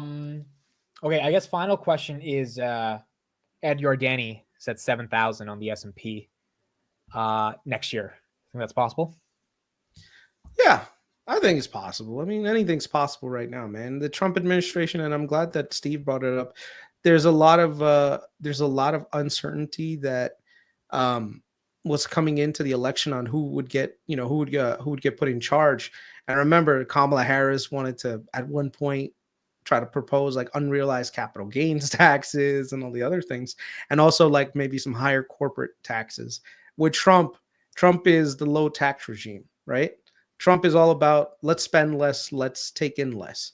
So we'll see what happens. But as far as I can tell, most companies that are making a good amount of money, if they can keep more of that money reinvested back into their business or their shares, it ends up extending this rally further. The only thing is the valuations on the overall market seem a little bit high. So we could see some rotation into other sectors. So like right now, if you look at it, if you bought NVDA in the last 6 months, you underperformed other companies that are more smaller and mid-cap base, right? By a significant amount, right? Because the valuation on NVIDIA had gotten kind of up there. And so the key here is you want to buy the growth story, right? But you also kind of want to not take your eyes off the other companies that are out there that are making good money as well, So we'll see what happens. So I think there's a rotation. So like right now, here's a question. How much do you think Microsoft is up for the year? I mean, I just saw it, so it's like 10%. It's not a lot. Right, 10%, while the S&P itself is up almost 26% or 29%. And Microsoft is a really, really strong company, right? So this is where the kind of like the investing philosophy, like, you buy good and strong companies, but then there are also times where you have to kind of, take a little bit of a gamble and take a little bit of risk and go into other parts that might offer you a better return. Microsoft had the wrong micro strategy, because if they had a different strategy attached to their micro, okay, that joke failed, but it's crazy, right? MSTR freaking up 600%, Microsoft up 15%. Obviously Microsoft a much better business than MSTR. So you think in 2025 this thing's coiling up and this thing gets more attention because the revenues are undeniable? I mean, it could be the safety play. So I think sometimes the market can move in a very weird way where it can overlook good fundamentals and instead focus on things that are outside of that. Like here's an example, like Google.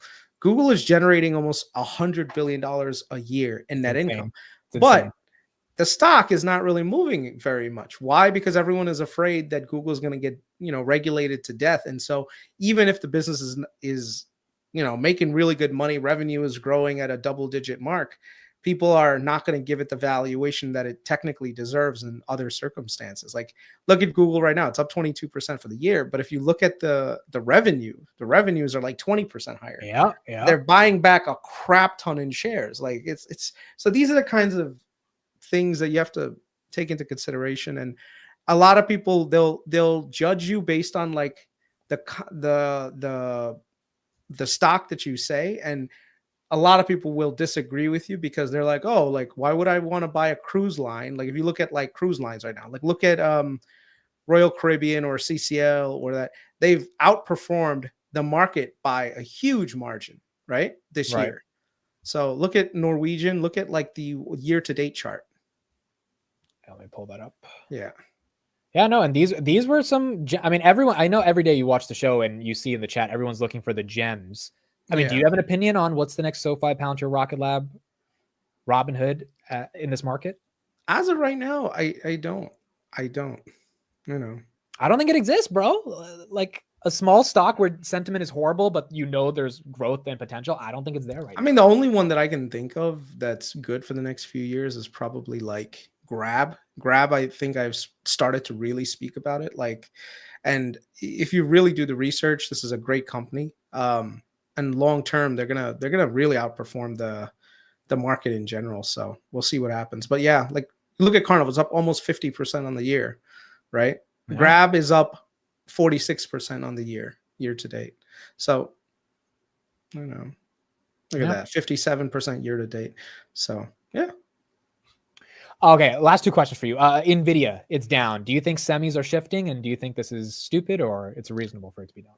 I mean, I was listening to Dan Ives, and Dan Ives was talking about the value creation and the growth is going to be moving from the hardware portion now to the software portion. And I mean, we saw that kind of rotation happen, and now you're starting to see, like, look at Snowflake. Snowflake got a huge bump up. Yeah. You know, Palantir, of course, has got a huge run up. So a lot of software names are getting the benefit of that quote unquote AI rotation. And maybe that's the trend to look at in 2025, right? Where you're starting to see a lot more value being generated at the application layer rather than just the hardware layer, which is like, oh, just hardware sales, you know? So, right. Yeah. All right. Last question for you, Kris. What are you thankful for going into Thanksgiving? And let's just do the segment with the chat. Let's do it with you on the show. So put in the chat, what are you thankful for? And Kris, you can start off with that as well. I am thankful for all the people that joined my Patreon. I'll just shout out to them because they've given me the opportunity to not work overtime. Like before, I was always like, hey, let me work some more overtime so I can, you know, like bulk up on some additional cash. And now I'm kind of like in a position where the Patreon is helping me pay for some of that, you know, that income loss. And same thing, I told my wife, like, don't work a second job. Like, we'll take care of the student loans without, you know, you having to like bust your ass. Like, it's fine, you know. So that's, and you've been doing a lot of work for those, and a lot of those Patreon members I know have made life-changing money this year. So yeah. And so the market has done really, really well for myself as well. So that's really been another like big boost. I would say that now I'm at a point in life where I have economic freedom to basically like do what I want to do without really like dealing with the fallouts of trying to make it. When you start growing up, and I'm sure people in the chat are you know, gonna comment on this, but you know, there's a certain level of anxiety that tends to just go away when you have this cash sitting in your bank account, right? Or your portfolio or whatever. And the thing is, like, thank God I have great parents. I have like a great family. My father-in-law had some major heart issues. We were able to detect it early enough to the point where it saved his life. So we're so very thankful for that. Really thankful for meeting you guys and like having friends like you, Adam, Steve, you know, Matt, Sam. Like literally sometimes you just want to reach out and be like, hey, what do you think about this thing? And it's nice to have that. And when you don't have that, you're the lone. Like if you told me, Kris, would you rather have $1 million? Would you rather have friends that you could reach out to and talk about shit? I'd rather have the friends to talk about shit. The $1 million, it's I can make another $1 million somewhere along the lines. I can't make good friends. Like that's the one thing that you'll realize as you get older. you're going to find that about 90% of your quote unquote friends are just your fucking fake friends. They're Especially only there. Men in Yeah. particular. It's hard to make Yeah. friends as you grow older as a guy. They're only there out of convenience. Like trust me, they're and my dad was telling me, he's like, you should do this test. Call someone, one of your friends, that says, hey man, look, I'm in some serious issues. I need like $5,000, and see which guy is going to say, here's 10.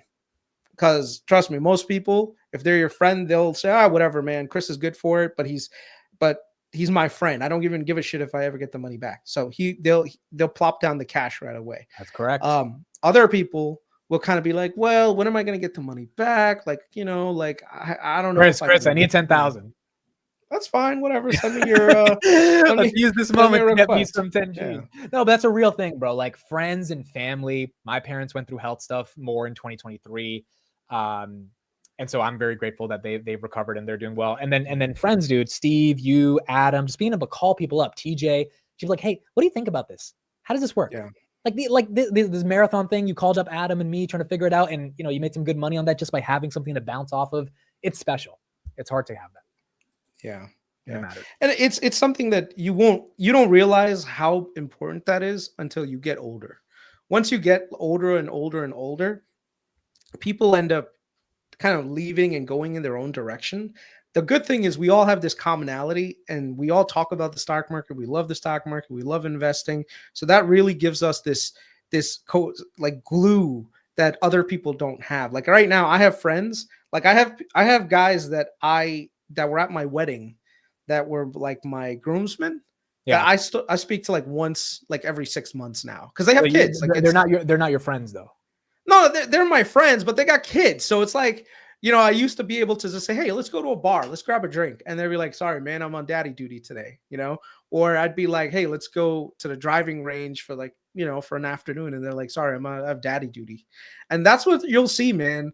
Once your friends start having kids, it's like they get all put on your back. Like you get put on the back burner, until the kids grow up a little bit. I mean, remember the kids that they have are like between 2 and 5. They need that extra attention, so you can't just get away.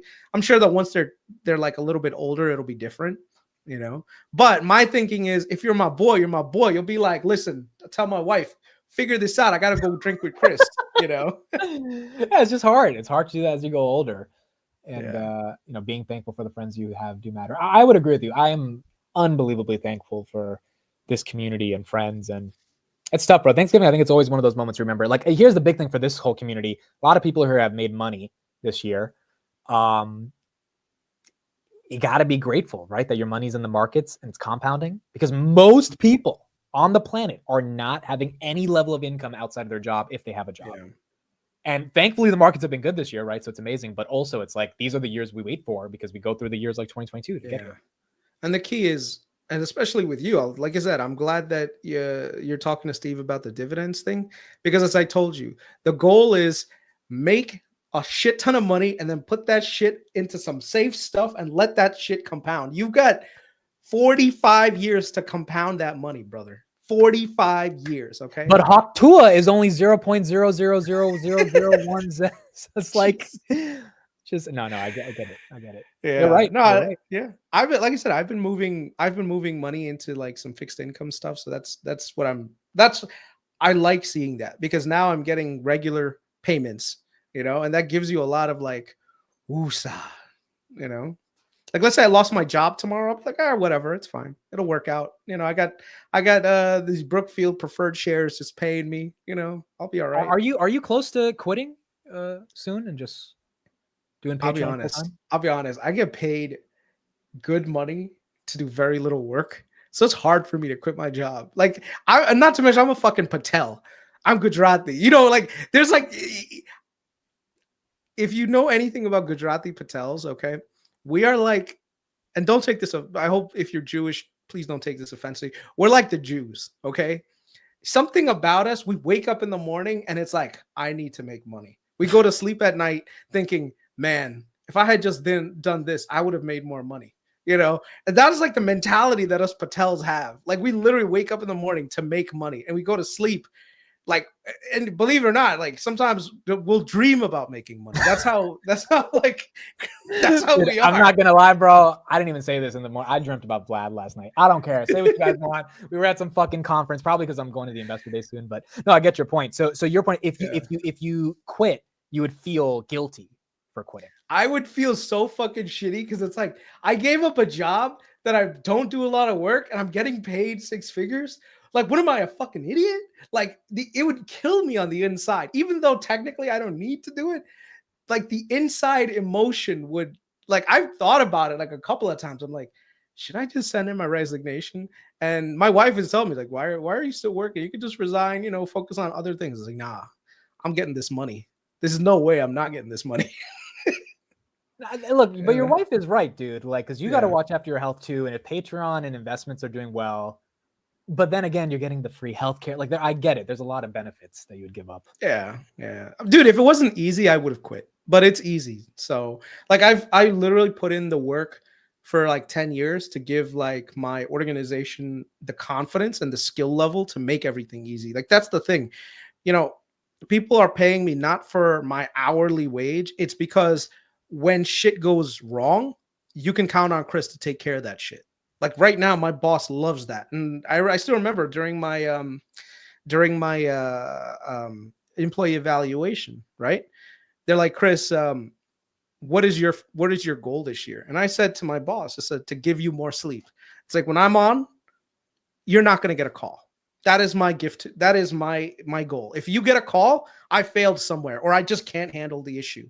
And I I will move mountains before I call you and wake you out of your sleep at 2:00 in the morning because something can't get right. So that part he appreciates. And so for the last like 3 years that I've been not 2.5 years that I've been working overnight, they love it. They freaking love it. They're like, that's such a simple, clean answer.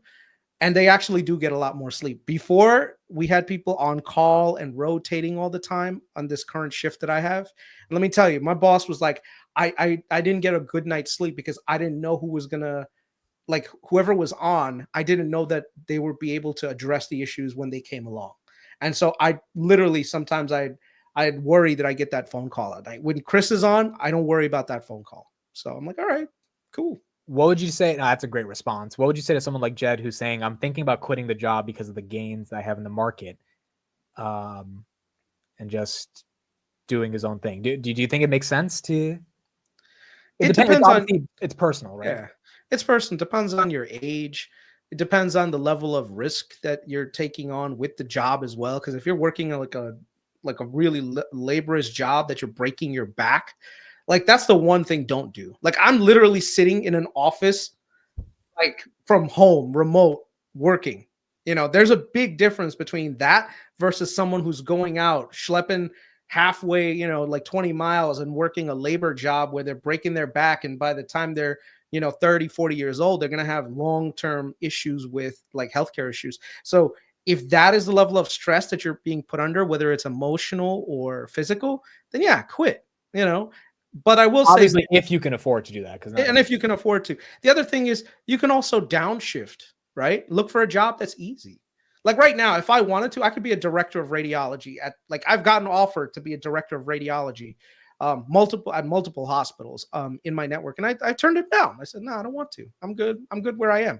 I don't want the stress. I don't want the headache. You didn't take the promotion because you didn't need the extra money and you didn't want the extra stress. Exactly. And Kris works in healthcare IT, guys, for those that are asking. Yeah. One of the things that I'll tell you guys, be careful of this aspiration to go higher and higher.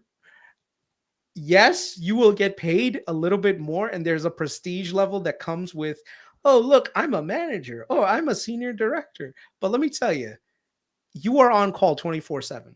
Every problem is your problem.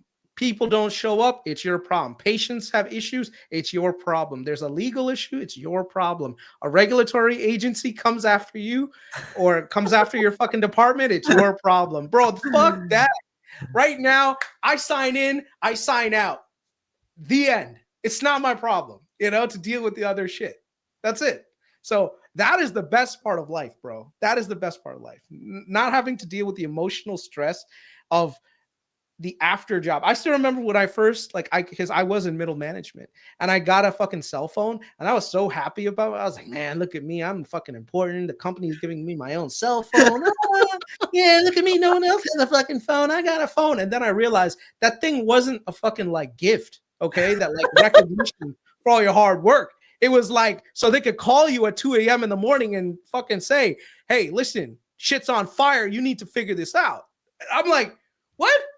That's what the phone is for? I threw that fucking phone. I chucked that shit back at my boss. I'm like, I don't want it. I'm not on call. I'm not getting paid to fucking take phone calls at 2 in the morning. You know, take your stupid phone back. You know, and don't bother calling me on my personal line. You know, so yeah, man. Fair point. If they try to give you a phone, you say, fuck no, I don't want a work phone. Work phone is the worst thing. I'm telling you, anyone on here, if they're like, oh, we want to give you a work laptop and a work phone, fuck that. You keep your shit. I'll pay my fucking $20 to T-Mobile. All right. Yeah, the work laptops too. You can't even use certain websites and stuff. It's like it's all monitored. It feels kind of scary on that stuff. Bro, they know where you are. They know where you are at all times. And because they gave you the phone, you have to respond. You know, they're like, oh, we called you 3 times. How come you didn't pick up? You know, and they got like fucking like all this extra software on there. It's not worth it, bro. Like I said, if they try to give you a phone, you take that shit, chuck it back at them. Like, nah, I'm good. I'm good. Yeah. If you give me a phone, you need to give me money to be on call at the same time, because that's what they'll try to do. They'll try to make you feel you're fucking important, and they'll give you these little knickknacks. Nah, bro. These knickknacks are just a way that they tie you back into the system, and they could tug on that fucking chain anytime they want.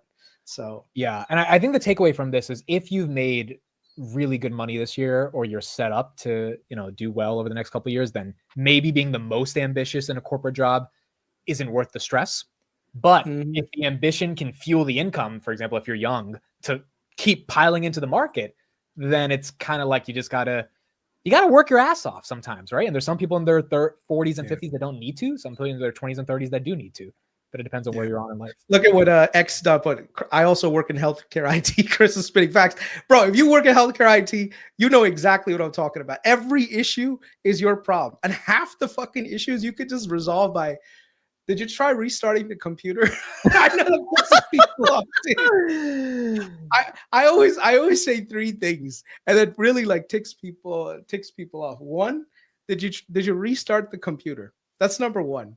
Number 2 is, did you put in a ticket with the service desk? You know, because they fucking hate that shit. Like service desk will waste their time for like a good 15 minutes while these people are trying to deal with patients who are getting fucking irate and angry at them. So you're just like, okay, just call the enterprise service desk, right? So that's like 2 things. And the third thing is literally just, okay, let me remote into your system. And you're just like, in the background, you already figured shit out. You just gotta restart stuff, you know? So yeah, yeah, Jackie says as a nurse, I just call IT all the time. Yeah, don't be a dick, man. Don't be a dick. I mean, some IT people be nice about it. Like, I'm very nice. Like, you put in a ticket, I'll deal with it. I'll take care of it from start to end. I'll make sure I confirm with you that your issue's been resolved before I close the ticket. I don't just like close it out. I'm like, no, let's actually take a look at this. What's the impact to the patient? Or do I need to, do you need to do another patient to just confirm that everything's been resolved? I'll go that route. But trust me, you're going to put in a ticket because I need the credit for my work. Otherwise, one day they're like, hey, wait a second. I don't really need this guy anymore. You know? So look at all these tickets. Wait, so what's an example of a ticket that you've been easily able to solve? Like, okay, so I'll give you one that happened last night. So at last night, there was a patient that came in drunk. So what they do is, if you come into the ER drunk and with some kind of trauma or emergency, they have to, in Epic, put you down as basically like an emergency patient, right? So it's basically like a John Doe, right? So they usually just put some John Doe name on it, whatever. And so what ended up happening was, because I cover radiology IT, they had to go do emergency like CT heads and all this other stuff. So they took care of that. They did the CT, but they did it under the John Doe name. And so what ended up happening is now it went past 12 o'clock. And so the next day, quote unquote, which is at 1 o'clock in the morning, they finally fixed the patient's registration in in Epic, which is the EMR system. But the thing is, all the images and everything else are under that previous medical record number. So it's weird because what happened is now all the new order sets that have come along, you kind of have to merge everything together. And the thing is, the people at the ground level, at the tech level, they should be able to do all this stuff. Right. You know, but they couldn't.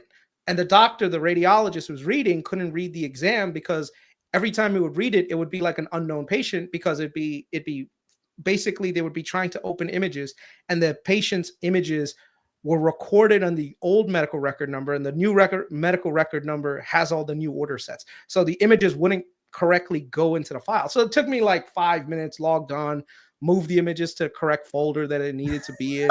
You know, I had to, we have like a AI system that like organizes your like workflow. So I had to put that thing back on there, make sure it got bumped back up to the priority that it needed to get back up to.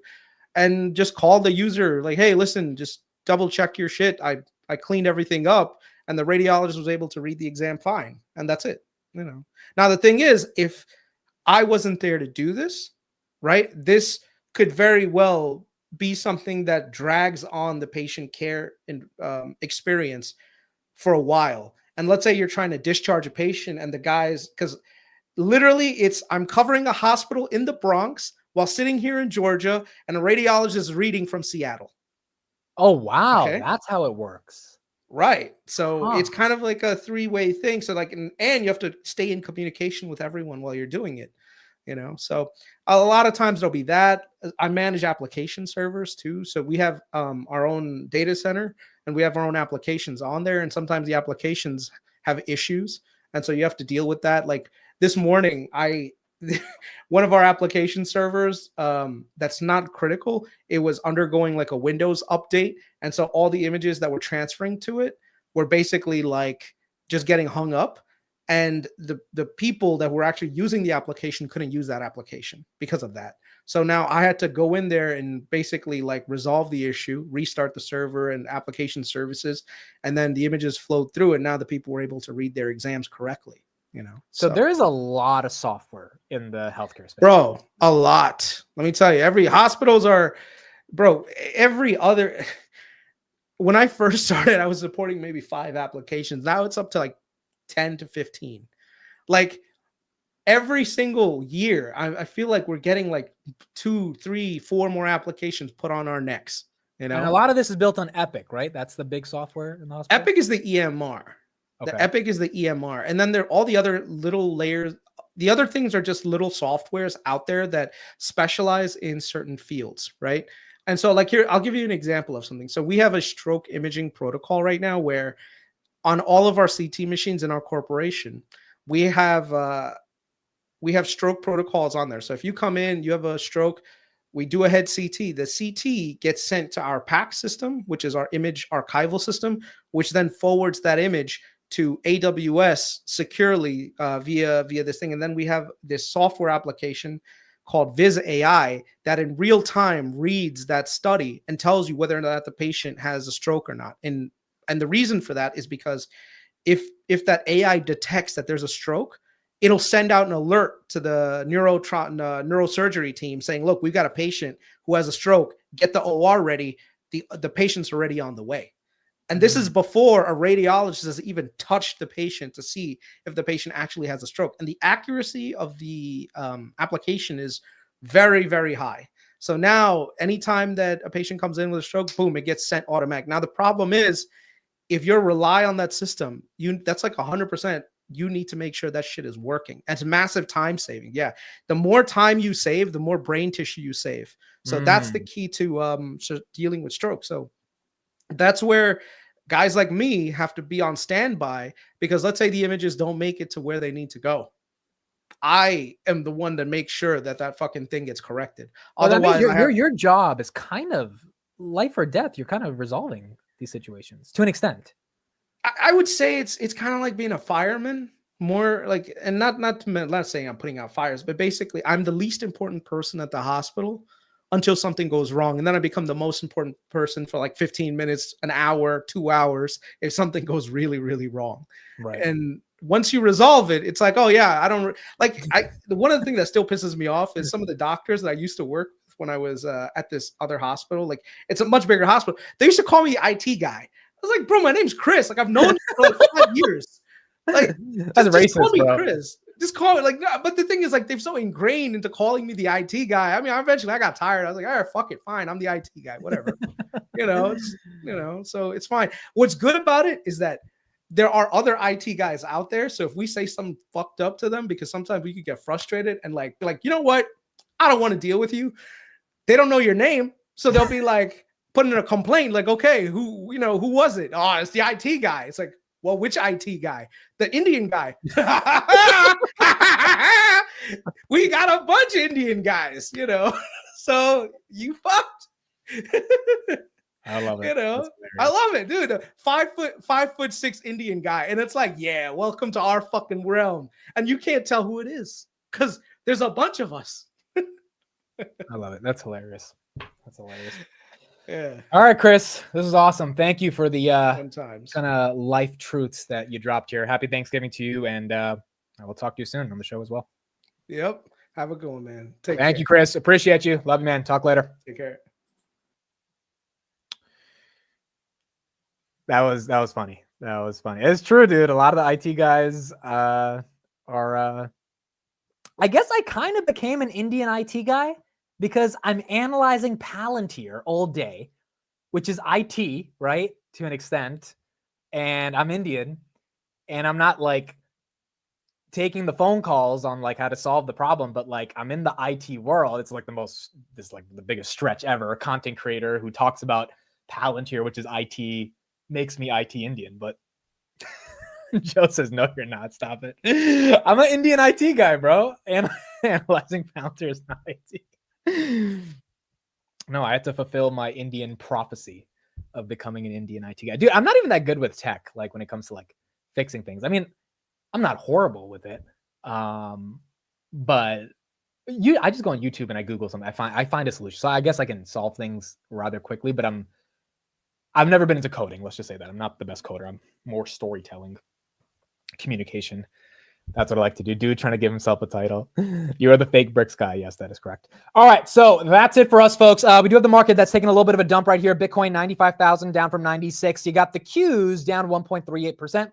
And you got the S&P down about 0.49%. The Qs are getting hit, and they're being led by NVIDIA right here, down 3.5%. Amazon down 1, Google down 0.20, Meta down 1.5, Microsoft down 1, Apple down half, and then Tesla down 2.4. I actually think this is reasonable before Thanksgiving. I mean, you got a lot of people that just don't feel like trading over the next 5 days or next 4 days. You got people that kind of don't want to look at the portfolio. You got fund managers that are flying out to their families. They're like, you know what, let's just book some profits right here. Let's think about this in December. So I think this is a little bit of a pre-Thanksgiving sell-off. Bitcoin holding well at 95,000. Hood as well holding green here as well at 3760. You got Grab that's down a little bit on the day. And then you got CrowdStrike down 6%, CleanSpark up 2%, SMCI up 1%. Again, NVIDIA getting hit 3.5, Celsius up a little bit. CrowdStrike 6.2 on CrowdStrike, and Marathon and MicroStrategy, Marathon up 2.5 and MSTR up 6.2. So crypto's doing okay for now. We might be able to talk about Bitcoin with our families still on Thanksgiving. If Bitcoin was at 85, I don't think it's going to be a fun conversation, but Bitcoin holding at 95, not too bad. And the rest of the market kind of taking a little bit of the breather, which is, I think, fair, and that's okay. All right, that is it. We will be back for the market close at 3:45. The Mayo Man thinks he's an IT guy. Yes, exactly. You're the I Dream of Vlad guy. Okay, so the Dream of Vlad, it was all it was we were at the same event together. That's all it was. That's all I remember from it. And I think it's because I think they emailed me yesterday about the investor day, so it was in the back of my head of like, oh, we're gonna probably see him soon on the investor location or whatever in New York, and I think that's why he showed up in my dream. But I don't remember what happened in the dream. All I remember, he was at an event. And so when Kris said we're dreaming about making money, I'm like, dude, I got a lot of money in this guy's company. Like, you know, like at this point, it's showing up in your dreams. But that is pretty much it. So we got Thanksgiving tomorrow, no show tomorrow. I'm not going to be streaming tomorrow at all. So I will not be live. I will not keep you guys hostage for 3 hours and 23 minutes in the morning. But we will be on Friday. Market open will turn into the dividend stream on Friday. And yeah, that's pretty much it. And Saturday, nothing too crazy. We're probably doing a Palantir weekly on Friday as well, because we got the whole price target upgrades. We got to talk about that. Also, my plug just sent me the report for Bank of America. So I will be posting this on Twitter in like 10 minutes after the show. I'm posting the whole report on Twitter from Bank of America. I just got it sent right now. So it'll be posted. Yeah, I just got it right here. $75, Bank of America. It'll be posted on Twitter. Twitter's in the description. And then that's it. Sunday, we'll be back on the future show. And then Monday, we're back to the market open. Oh, is Monday December? Monday. Yeah, December 2nd. Holy crap.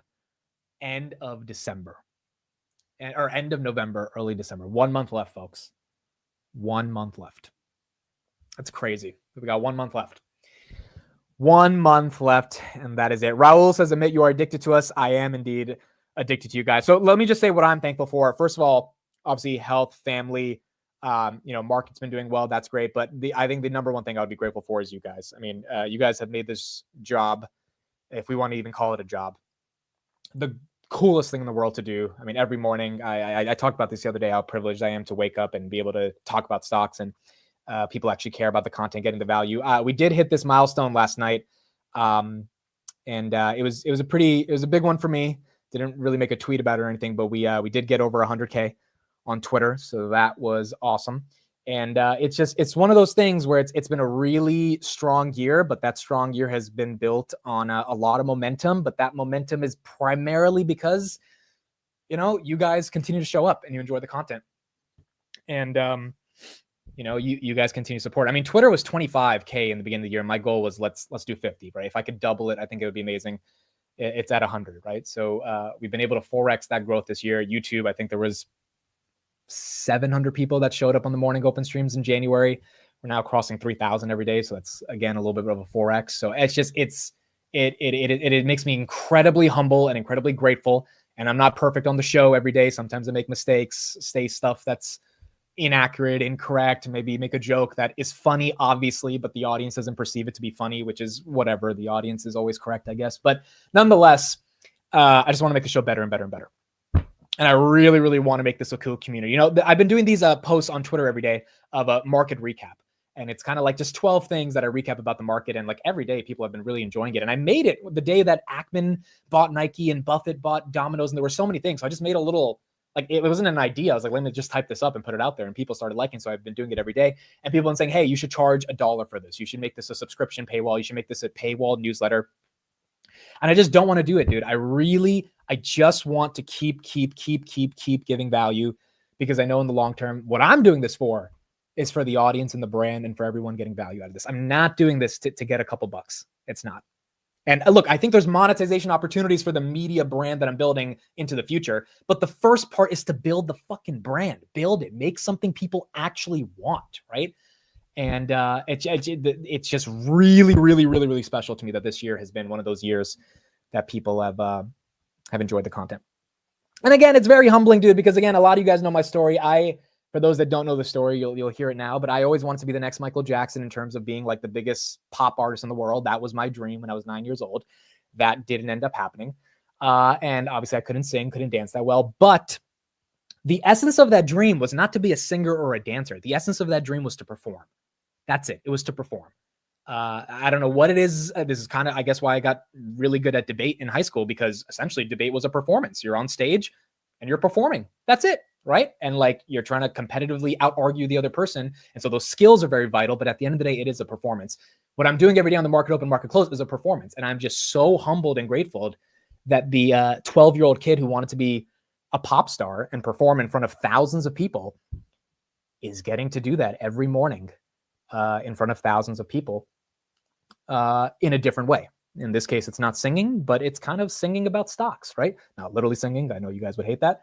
Even though I'm not the worst singer, I'm not amazing, but I'm not the worst. I probably couldn't put out an album, but nonetheless, like the point is we're talking about stocks. We're talking about something that's productive. We're talking about something that actually makes people money, which is so important for economic mobility. We're having a fun time discussing it. We got this awesome community of Kris and Steve and TJ and Adam that can pop on the show and talk for 20, 30 minutes and hopefully give a lot of value. And that collective due diligence, all of us can come together and try to come up with assumptions and theses. And it's way better than sports, in my opinion, because in sports, we're not getting anything out of it. Whereas if we find someone like Matt Money who says Rocket Lab at 5 is a good deal, maybe that can make a lot of people a lot of money. I just think that's special. And I think that has a lot of room to grow. I think there can be tens of thousands of people every day that are live watching because there's an authentic community and it's real. And we got to try doing it. We got to try doing it and we got to try building it. I cannot give you guys a sound sample. You guys want to know a really funny story, dude? Okay, really quick story. I applied for a talent show in 7th grade. I used to go to the school my mom worked at. She was like a high school teacher and I was in middle school. They had like a middle school program there. And her friend was the lady who was in charge of the people that would get to be on the talent show, but you had to try out for the talent show. So I went in 7th grade and I tried out for the talent show and I sang some stupid song. And because my mom was best friends with the lady who runs the talent show, she didn't reject me at the time, but she went up to my mom, and my mom told me this years later, and she was like, your son sucks at singing. And my mom didn't have the heart to tell me, bro, because I was like 12 years old. Like I wanted to be the next Michael Jackson. And yeah, I never ended up getting called back to the talent show, but it was, I really did try. The point is I tried. And I think the moral of that story is if I had an idea to do something creative, even if I wasn't in the right vertical, AKA music, because I just didn't have the talent for it, I still tried it. I failed at it, which is what you're supposed to do when you're trying to do anything creative. And I've kind of found my vertical in regards to content creation around finance because I really love the stock market. I love performing. And you put both of those two things together, you get to have potentially a career like this. So I'm just really grateful. I'm really, really grateful. Amid singing his heart out, spinning and doing a moonwalk. I still have to show you guys the video. I did a moonwalk on a talent show where I was lip syncing, not singing, and I won first place. I was like 6th grade, and that was really cool. I was lip syncing Billie Jean, and I did the moonwalk and everything. But then when I actually tried to sing, it's like, oh, it's like I'm not that good at it. But yeah, guys, I'm really, really grateful for this. Again, this is a creative career that I'm pursuing. Most Indians, you guys, they don't. You heard just Kris, right? They go into IT, doctor, lawyer. They don't engineer. They don't do anything creative. Not they don't do anything creative, but very few of us go down the lonely road of trying to build something ourselves and be creative. And that's partly because our parents immigrated here, and you want to give your parents a reason to say that it was right for them to immigrate. So you do the safe route, and I went against that. I've been creative my whole life, and my parents have been incredibly supportive of me. But I've also been able to prove to them that maybe I have the chance to make my creativity actually into a career. And so it really means the world because if you guys weren't here, that wouldn't be the case. So. That means the world to me. Thank everybody so much. I appreciate you guys. Love you all. If I don't see you on the market close, I will see you guys on probably either Palantir Weekly on Friday, either Friday's market close. And then if not that, if you're taking off for the weekend, Sunday on the Future Show. And we'll talk further there as we analyze the markets. Thank you, everybody. Have a great Thanksgiving. Love you all. Appreciate it. Enjoy. Have some fun with friends and family. Hopefully you guys have some good food. And we'll be back on Friday. Thank you, everybody. Have a good one. Good night.